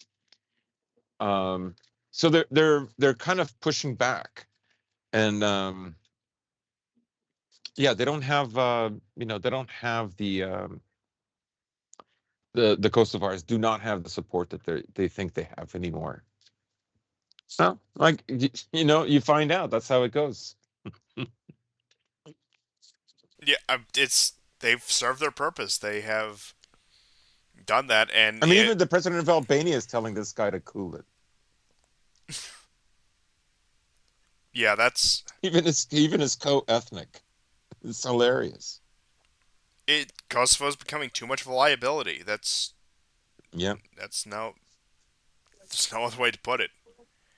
And I I frankly wouldn't. I don't think Serbia is going to reassume the territory, but I think it's going to remain one of these situations where it's just going to be stuck in a very gridlocked situation as long as NATO is willing to support it, because then NATO will keep their troops there. Of course they will, but they'll also crack the whip on the Kosovo government, the quote unquote Kosovo government, whenever they get too out of line, to the point where it just confirming that it is a province under NATO occupation. That's really all it is. That's all it ever will Mm. be.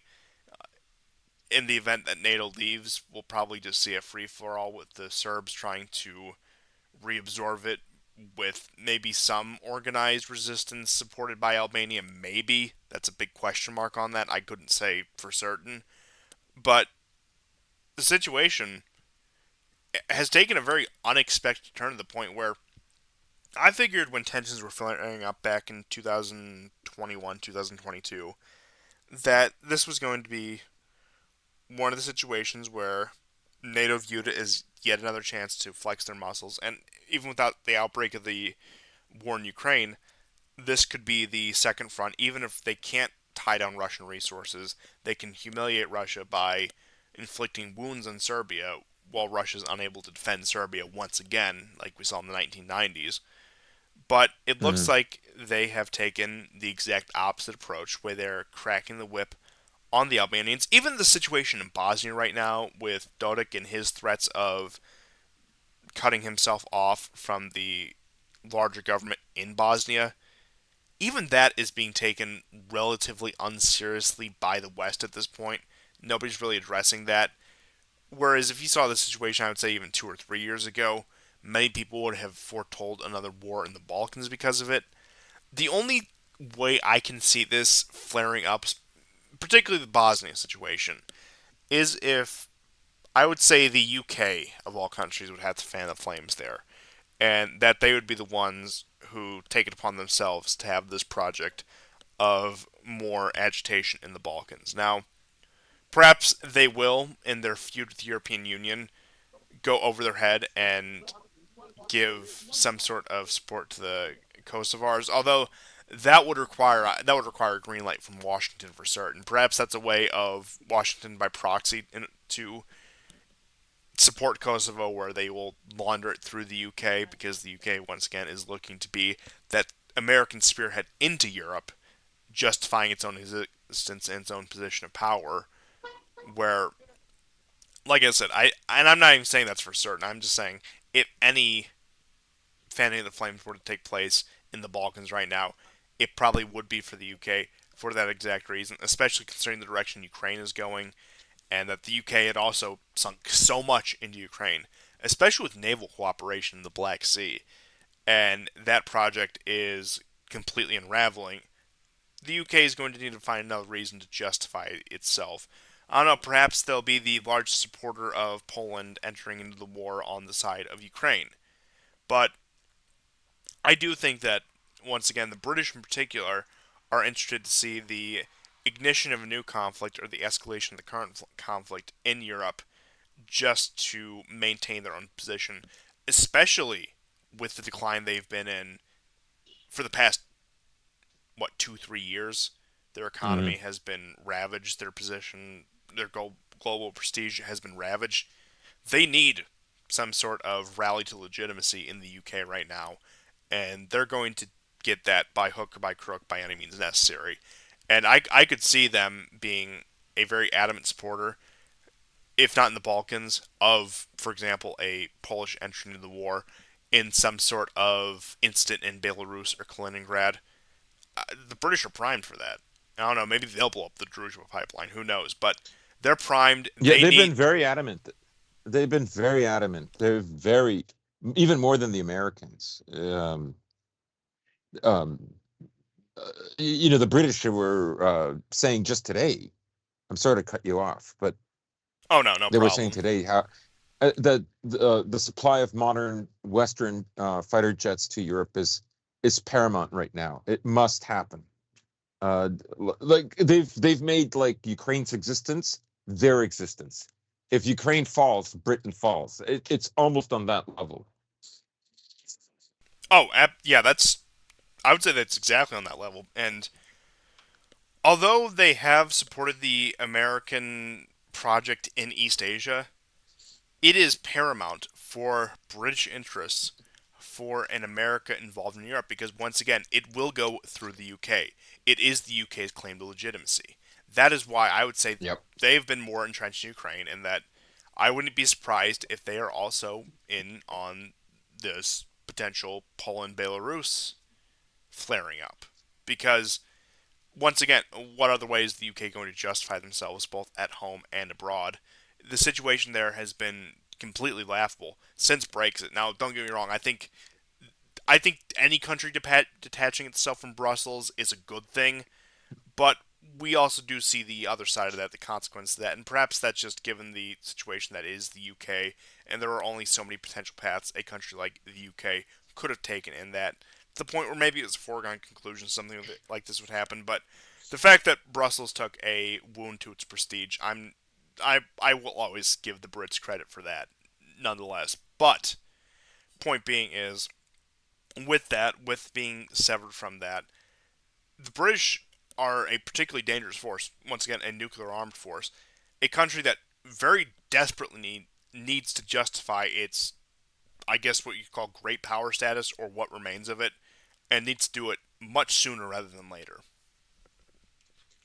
Hmm. Um, Maybe we could. What topic did you want to do next? I was just gonna clean up some of these European news topics and then touch on some Middle Eastern news.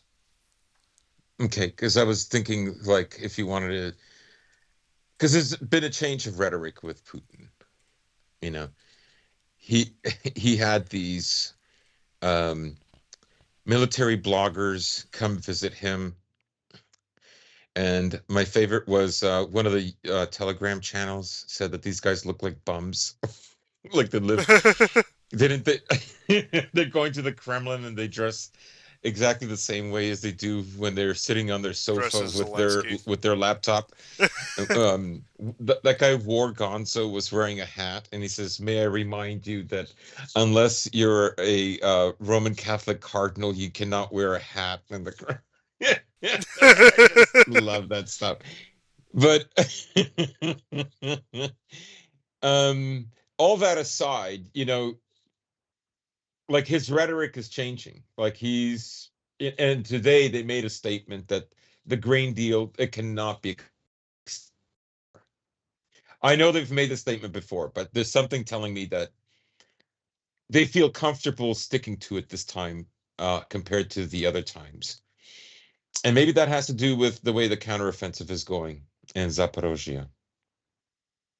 But I think I sent you a map of like what the sanitary zone in Ukraine will be like. Yeah, Now hold on. again, Let me get it. he wants this, but I mean, is he really prepared to like mobilize what I think would be like another million men? Like I can't see how that happens without him doing that. I mean, so far there have been calls for more mobilization, despite what the Ministry of Defense says. But what the numbers that would be needed for this, and I'll just get the map right here for the so-called sanitary zone, just so you guys can get an idea of what we're looking at. So, pulling this up,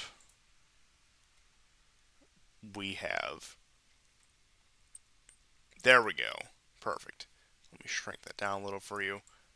Yeah, in order to enforce that zone, that would be a far more manpower than I think Russia is willing to expend on this war, even in an auxiliary sense. And the supply chains, I mean, it's just it's unrealistic. It's, in short, Yeah, I completely mean, unrealistic. I get it. I understand the logic of it. But well, we'll just have to see if he's willing to go. If he's willing to actually do it, because we know what it'll take, right? And the forces he has now are not enough.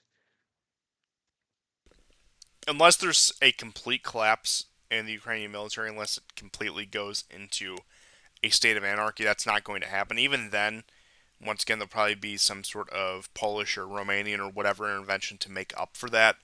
But it's completely implausible given current circumstances. And once again, that's assuming you take it at complete face value, which I think there is deeper reading that does need to go into something like that. But with that being said, I do have a few miscellaneous news items we can touch on here. So, for starters, some good news. We'll start out with some good news.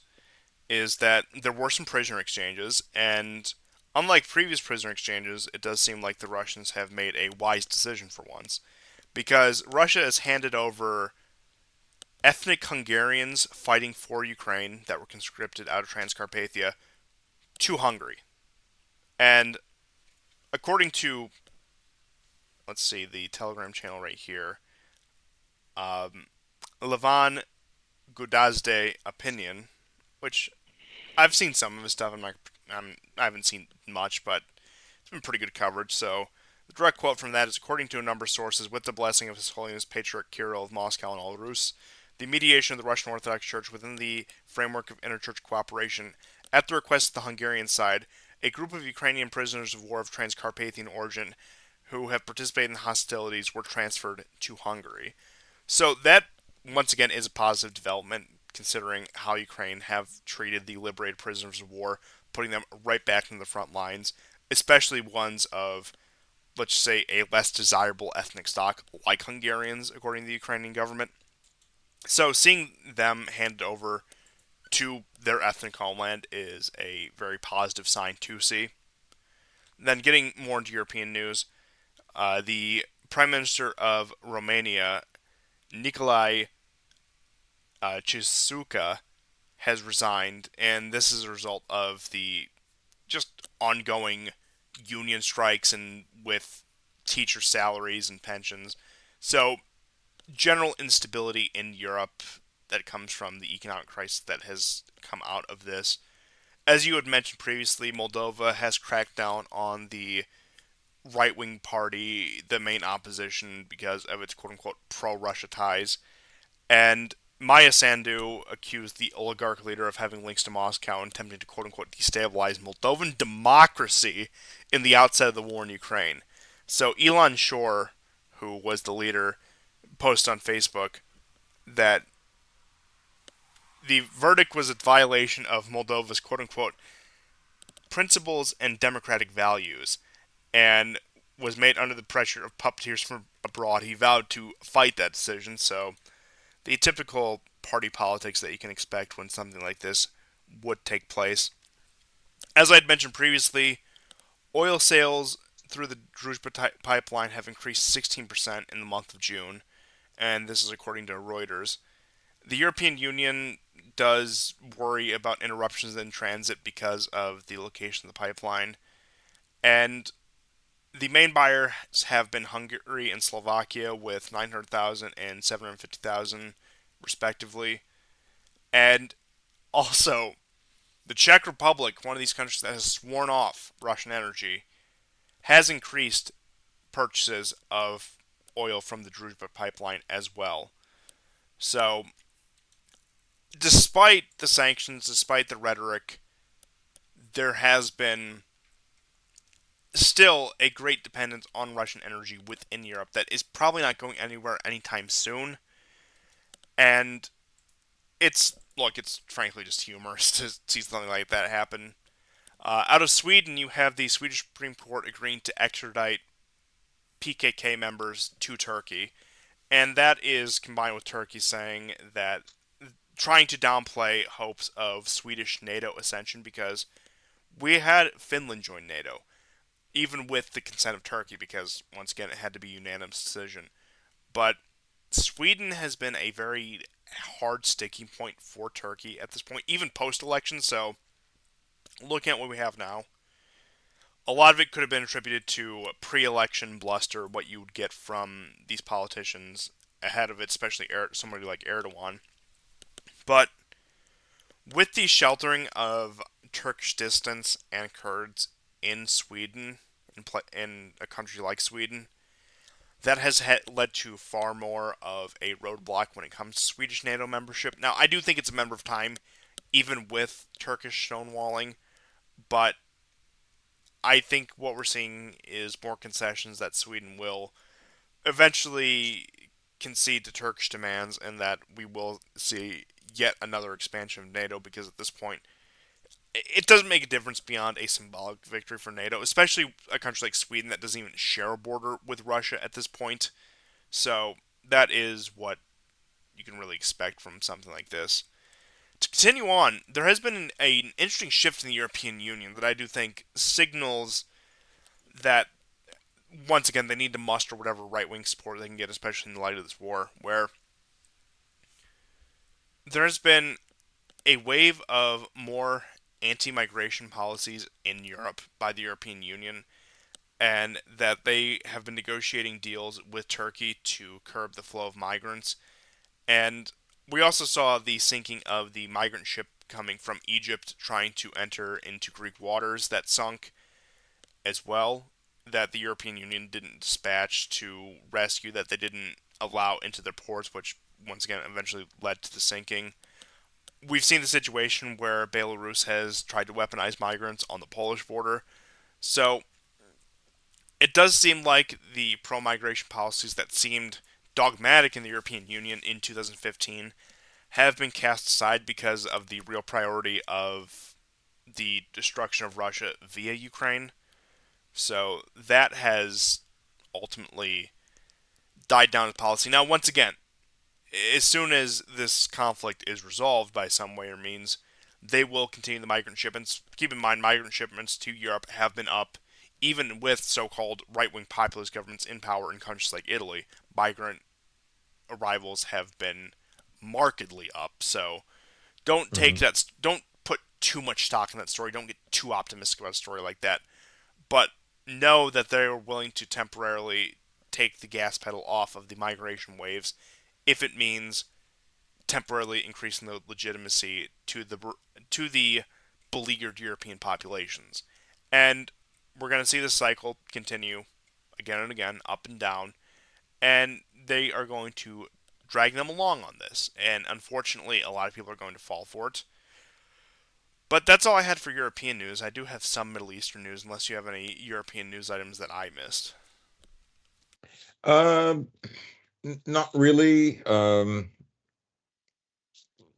I mean, I'm sure there is. There's just nothing that comes to mind other than, Biden. Although it's not really European news, really the big story is now the, anticipation of the NATO meeting in Vilnius, Lithuania, and him saying he's not going to make it easy for Ukraine to join NATO.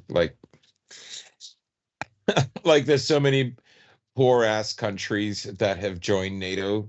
Like I wonder how on earth they allowed Macedonia into NATO. Like it's so poor. I'm Like guessing the threshold of Albanian diaspora was high enough for NATO membership to finally be acceptable.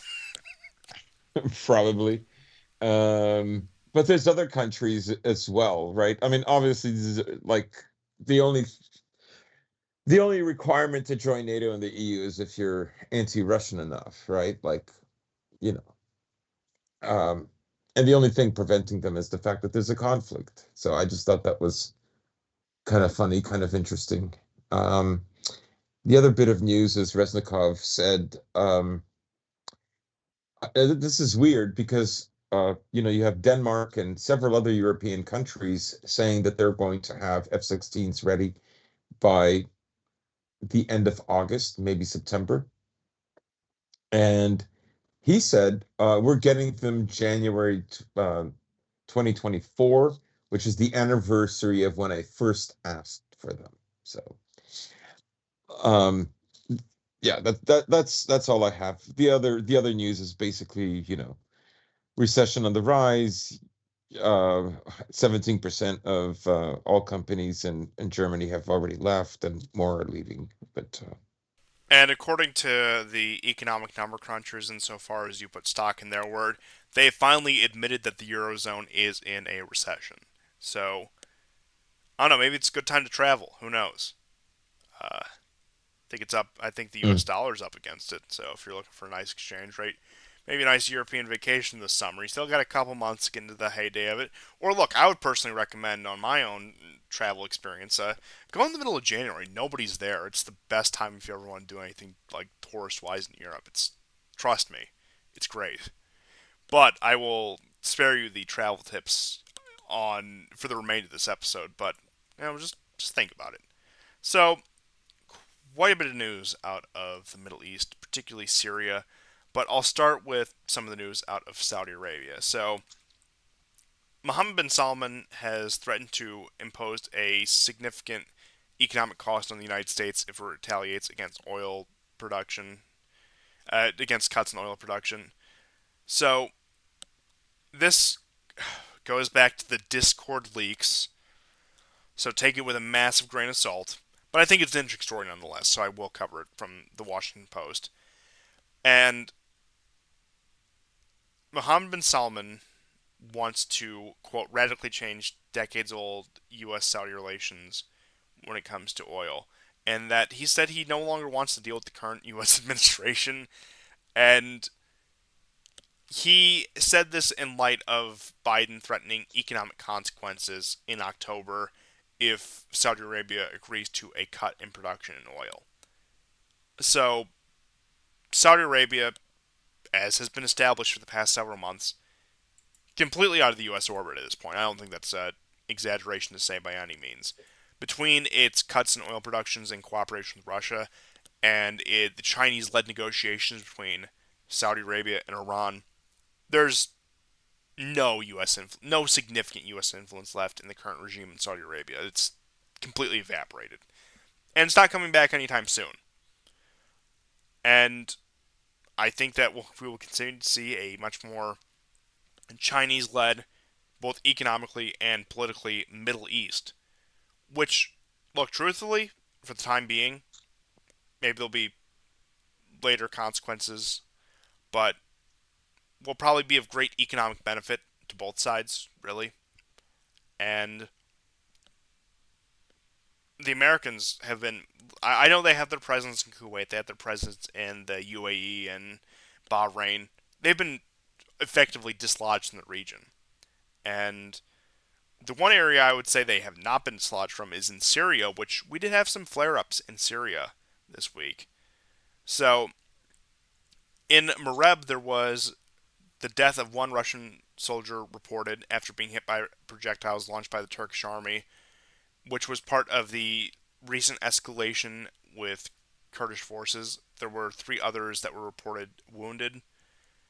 Also in Syria, there have been issues with the Kurds refusing to make incursions on behalf of the U.S., where they don't want to expand north in order to cut off the Iraqi Syrian border. And the U.S. is turning to other SDF allied militias that are of non Kurdish ethnic makeup, where they're turning to Arab militias that are under the umbrella of the SDF trying to cut off the Iraqi Syrian border crossings.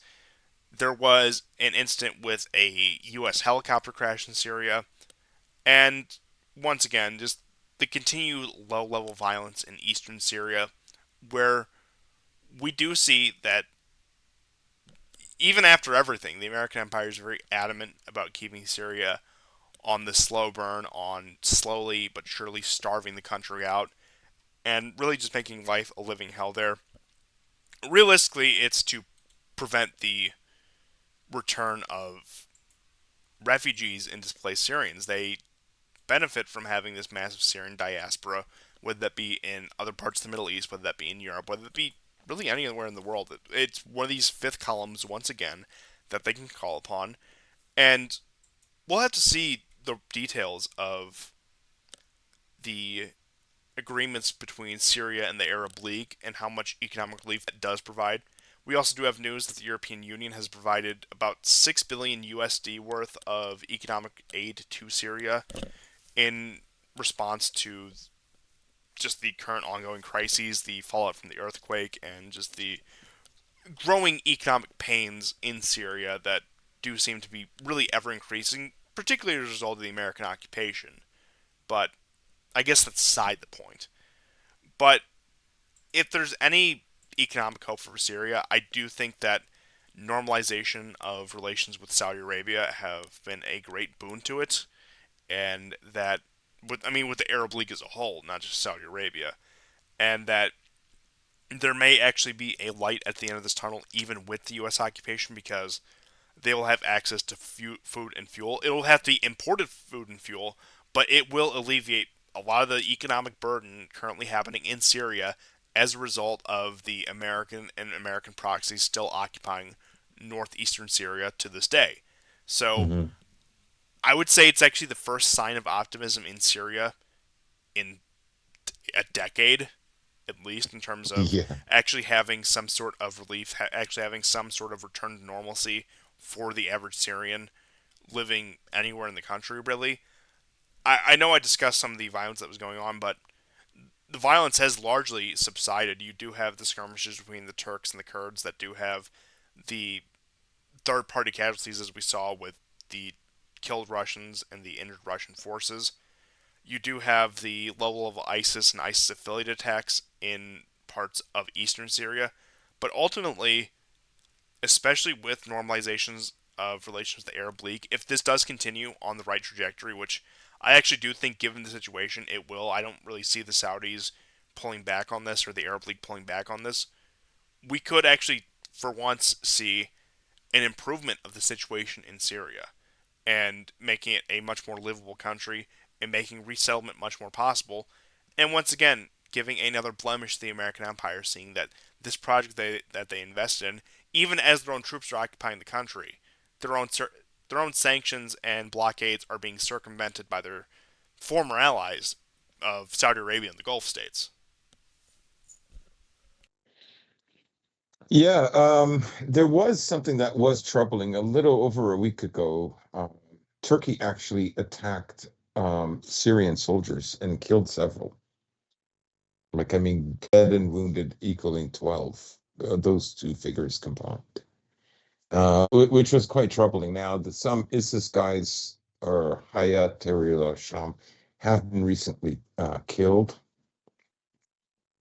But you're right. Like, now, there have been Syrian forces that have driven to the north of the country um, uh, recently, um, because of frankly, there's still tensions going on. I just saw that today. So, but it is not like it was when when we first started doing the show. To be honest, even when we first started doing the show, it was already getting quieter. Yes, and I remember actually I think this show started because of flare-ups in Syria. If I have my own memory correct, it was actually around the time where Wagner and the Syrian forces it was training had the very brutal skirmish with the U.S. forces in Syria. That was back February 2018, and the increase in Israeli strikes in Syria, and then of course there were the 2018 strikes that had the rather large buildup towards those. But in terms of other Middle Eastern news, we do have some tensions rising once again in Armenia. So there's currently heavy fighting along the Zangilan direction of the interstate border, according to the Azeris, and that Zangilan is an area in Karabakh that the Azeris retook in 2020.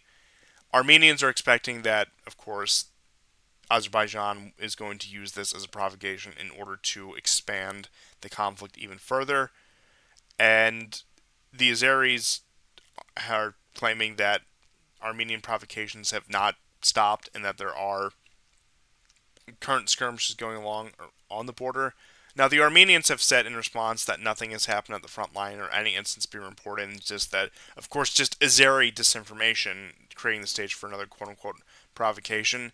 And you're actually having Washington forcing the Karabakh administration to hold talks with the Azeris and bringing in a third party negotiator, and that they've said that the Azeris are going to have counterterrorism operations in the region. Once again, this has been a string of defeats for Armenia in just the past 3 years. Keep in mind, we're about 3 years out from initial, the initial restarting of this war back in September of 2020, and then of course you had the peace treaty in November of 2020. And once again, Armenia has time and time again, thanks to their own government, thanks to people like Pashinyan, have sustained continuous losses of both territory and men. And I know I harp on this all the time. It's one of those things that I really do get caught up on, but I think is very important to reiterate time and time again. The Armenians are driving themselves into, ironically, a position very similar to the Ukrainians, where they're going to be wiped off the map and a diaspora people that is completely displaced. Now, I don't think Ukraine is going to be completely wiped off the map, but you get the point. They're being driven into irrelevance by their own leadership, and this is a situation, especially in Armenia's case. I know Ukraine is significantly different in that regard, to the point where they've openly aligned themselves with, of course, NATO and the Western powers. But once again, Armenia, it's been a much less cut and dry story in that regard, where by these circumstances you have this color revolution government that the West said that they were going to get the support to, and that they said they were going to throw everything behind, being constantly assailed for defending their co-ethnics that are left abroad by this ethnic gerrymandering upon the collapse of the Soviet Union. And despite all the rhetoric, despite everything, there's no concerted effort to stop Azerbaijan from doing any of this on the part of the West. I mean, you could argue they support it, and of course, Israel is very friendly with Azerbaijan. So once again, there's even less motivation to stop the Azeris from continuing the attacks they are now. Turkey, of course, has been very supportive of Azerbaijan, and that's probably one of the concessions that NATO is willing to give Turkey, to the point where they can support the Azeris, they can play their games in the Caucasus. That's of little consequence to NATO, and that they're willing to do that to have some sort of reaching out, trying to, once again, I guess say bribe Turkey with the possibility of being able to conduct its operations in the Caucasus and try to shape the region there. Now, maybe as relations with Turkey sour, we may see, as a result, the West start to crack down on Azerbaijan. But I severely doubt that, honestly. I think Armenia is just a completely abandoned lost cause. Whatever support they have is from the Iranians and the Russians, and that's, once again, both of those are stifled by Pashinyan's government. Somehow the man is still both in power and breathing. I'm genuinely shocked by that. I thought they were going to violently overthrow him upon the initial peace treaty, but that didn't end up happening. But Hmm. ever since then, the man has continued to sell the country out little by little, sell his people out little by little. And I would say, actually, out of everyone, no person represents the fruits of an American color revolution quite like Nikol Pashinyan. And look, we're talking about Poroshenko, we're talking about Saakashvili, we're talking about all of these scum. But I would say Pashinyan probably takes the crown when it comes to being the example of fruits of the product of an American color revolution. This is what you will get if your country pursues this path. And they won't lift a finger to help you. They will let you be destroyed. They will, in some cases, encourage your destruction. And this is what you can look forward to if you continue down that path. And I think nations are finally starting to learn this lesson because you've seen less color revolutions, less successful color revolutions. But once again, we can't forget the people who have been, I use this word in its true sense, victimized by these color revolutions. I mean, the average Armenian, I have a great deal of sympathy for. Far more than I do for the average Georgian or Ukrainian, given the situation, given what has played out there. The Armenian people have been given a completely raw deal by pretty much everyone that they've dealt with, and the only people that aren't going to give them a raw deal are the people that their own government shuns and rejects. And it look, and that's on top of just the troubled history of Armenia as a nation going back for centuries, if not millennia. It has not had an easy history, has not had a glamorous history, and this is yet another chapter in that. And I can only express my greatest deal of sympathy for the average Armenian given this situation. Yeah, I mean, from my perspective, which of course doesn't know very much about what is going on, so there's a lot of speculation. I would think that maybe the reason things are changing the way they are probably has to deal with pipeline gas flows towards Europe that require Armenia to give up Nagorno-Karabakh. The other element that I think is probably playing a big role is, Pashinyan himself neutered his own military leadership, right? Because it did fairly well before Azerbaijan went in for another round of fighting with um, with the Armenians. And so sometimes he acts like a thorn in Putin's side, right? But he also expects Putin to save him, right? And it's just an area that Russia does not have really that much power. It brought in peacekeepers, it tried to make a go of it, and then Pashinyan gave Putin nothing but trouble with the CTO, and I just because he wants a little bit of something from everybody.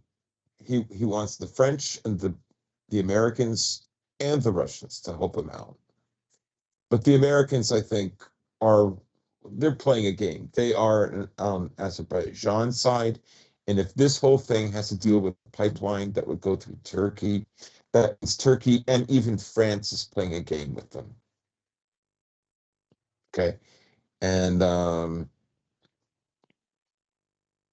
because Europe is going to be looking for gas, any gas from anywhere, and if it's cheaper than the U.S., even better. Because 2024 countries like Germany are going to their contract is over, right? A lot of contracts are going to be are going to be done. So there is that panic, and we're halfway through the year. So winter is still far off, but it's coming. So I don't know why Pashinyan played everything the way he did. Remember that he's the color revolution president, and he got abandoned by the Americans. You know, I think it was in 2016 or 2018. That's when, you know, the Russians just don't have that much control over Armenia, and color revolutions are hostile towards Russia. That's why they have them. So I don't know what, but he's relying on the traditionally good relations between Armenia and Russia. In any case, it's tragic because I love Armenian people. One of my closest friends is Armenian, and it's very sad. Oh, it's the complete dissolution of a modern state, unlike anything we've ever seen. I would say it's one of the few unique situations in that regard, to the point where we're seeing a complete implosion of Armenia, and much by the hand of its own color revolution president. I think that bears repeating time again the fact that it will it will completely implode if it continues on this path. And there's really no signs of changing. There's nothing to indicate that we're going to see a change of course. I mean, maybe the Armenian people will have some fortune shine down upon them and their military establishment will take out Pashinyan by force because they have more than a mandate to do so at this point, especially Mm. at both at home and with the Karabakh situation, with their co-ethnics abroad being completely sold down to the river to the Azeris. Yeah, they completely have license to do this. But once again, this is a government that has shunned any sort of help that has been offered to it, and it's a disgusting situation. I look, to be Pashinyan, the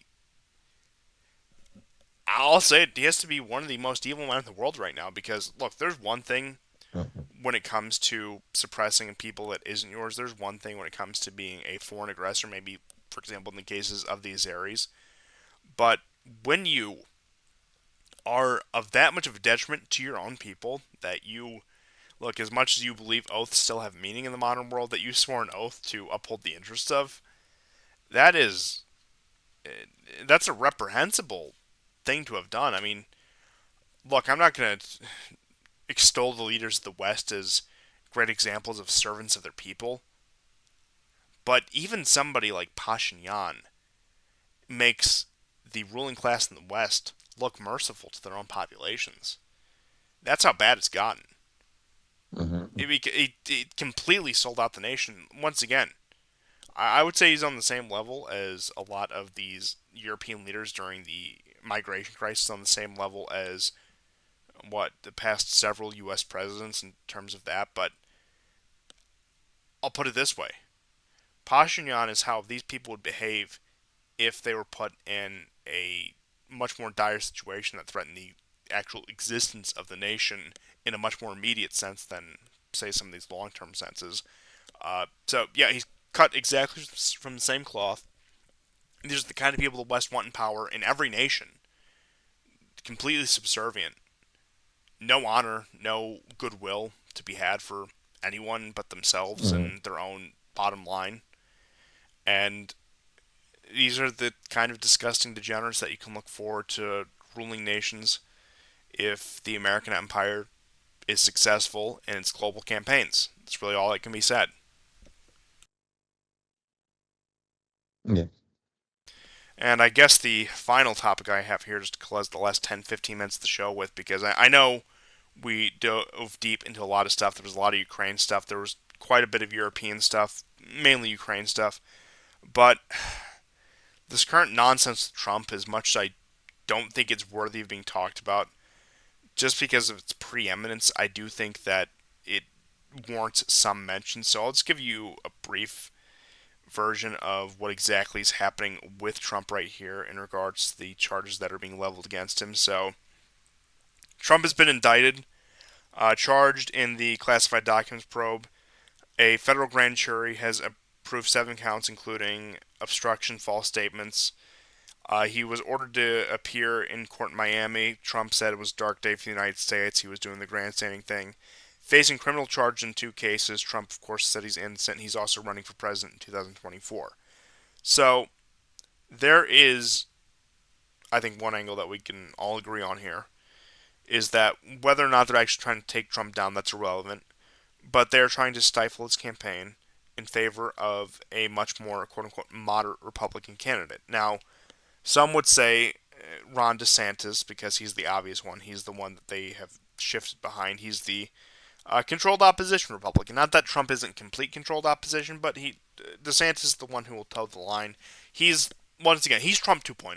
If we're being honest, he is the one who will come out there with that firebrand rhetoric, tell people the things they want to hear. But even more so than Trump, he's going to fall in line. He's going to enforce the will of the American empire to a T. Now, you could also say maybe it's one of these irrelevant no names like Chris Christie or Mike Pence or, dare I even say, a Nikki Haley. But point being is, Trump is being stifled. I don't think Trump will be allowed to win this election, even if he is put forth. And of course, I would never deny the legitimacy of an American election because I believe everything is above board and honest according to YouTube terms of service.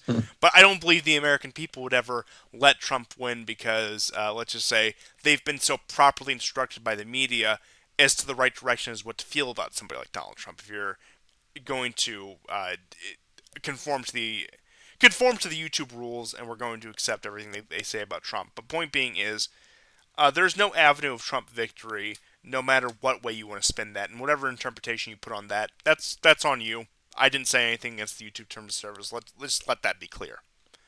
Um, but it does make you wonder, how successful will this be? Will this?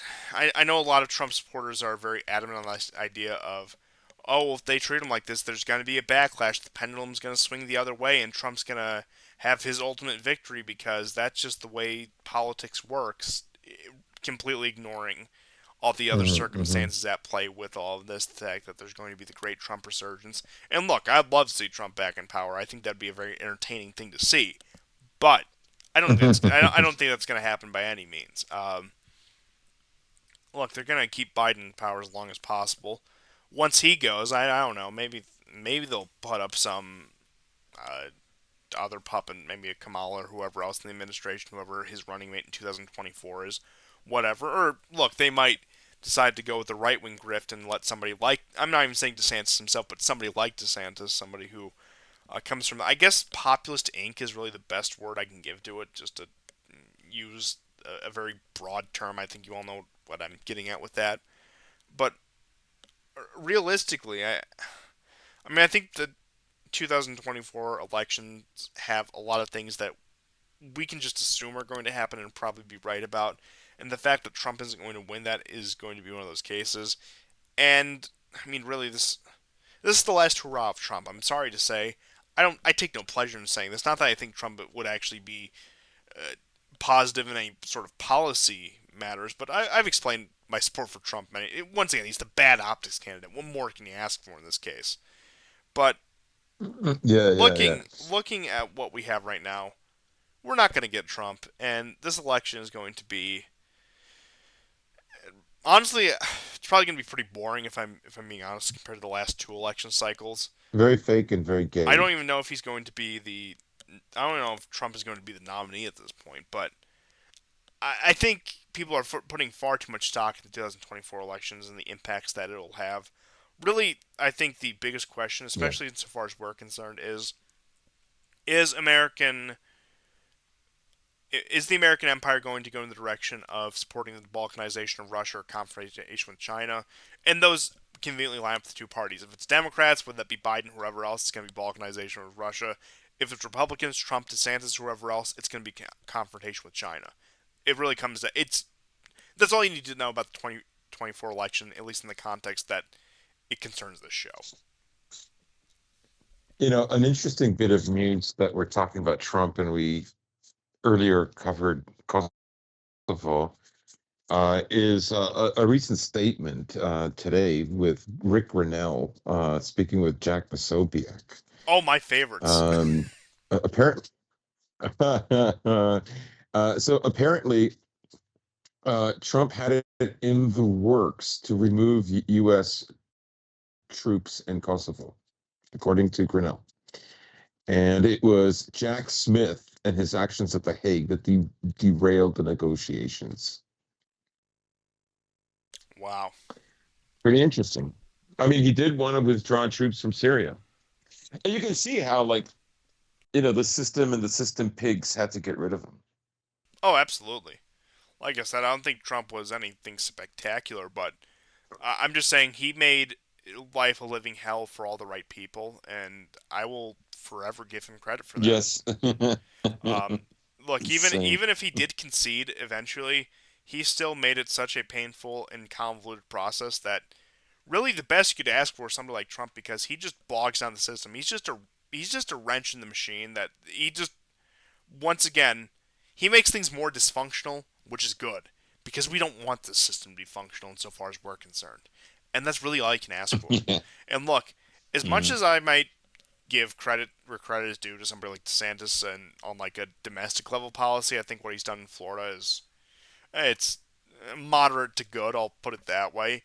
I don't think he has the potential to be that cog, that not that cog, but that clog in the machine. I don't think he has the potential to be that wrench in it. I don't think he has the potential to cause the level of absolute dysfunction that Trump has. I don't really think anyone, Republican or Democrat, has that ability. Because even Joe Biden, in his complete incoherence, still manages to be a creature of the system. Still manages to completely go along with everything that he's told to do. Which is, I mean, it's a shame. I expected Biden to have a lot more unhinged moments. I'm kind of disappointed about that. But look, you want the unhinged president, you got to go for Trump, and that's what it has to be at this point. And look, I don't think that's going to happen, but at the end of the day, that's really the most you can really ask for, and given the situation right now. In terms of domestic politics, I don't think anything's going to change. I think we're going to see much more of a gridlock on both a federal and a state level, and that's just really how it's really how the American empire can best cope with the myriad of domestic issues that's facing right now. The fact that they just need to gridlock it. They just need to convince both sides they're one breakthrough away from victory because that'll convince them to keep participating in the system. That'll convince them to keep voting and keep legitimizing everything because they'll believe that there's still some chance. And like I said, I think for that reason, 2024, we will see much more of a hand extended to the right to Republicans. The fact that, look, they spent the past 4 years kind of getting screwed over. We've seen the way the 2020 election played out. We've seen the way that they've treated Trump to the point where, yeah, they're probably going to. I wouldn't be surprised if they put.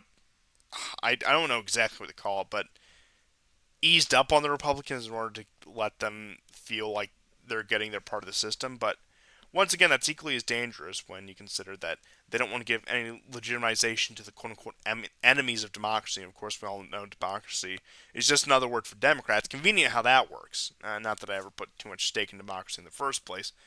But really, if I had to guess, at least in terms of domestic policy, I think they're I think they can live with the gridlock, and that it's probably the best option they have in front of them in order to stop any more political and social fracturing, just to keep people participating in the system, convince them that they're one victory in whatever election or whatever bill away from getting their way, because Mhm. it's really the only card they can play at this point. Yeah. But that's all the news I had for this go around. Thank you everyone for bearing with us. I know our schedules have been a bit conflicted. Things should get back to normal soon. I don't anticipate any further problems. But we'll keep you in touch. Even if we have to do an episode every 11 days, that's still better than it's still better than what it could be. So believe it or not, there's optimism coming out of me for once, for first time in many years. But I don't know. Maybe you guys like the episodes more spaced out, every 10, 11 days versus every week. I don't know. Let us know. Look, because I'm willing to do every week.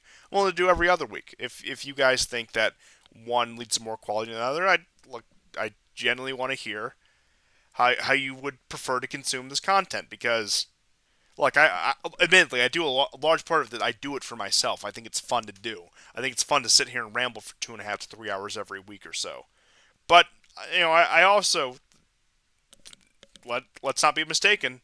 I also like to take your guys' consideration. You're the audience, after all. You're the ones who have to consume this, or willingly consume it, I should say, because I know how wonderful we can be and the high praise that you heap on us, which we do appreciate. Don't get me wrong.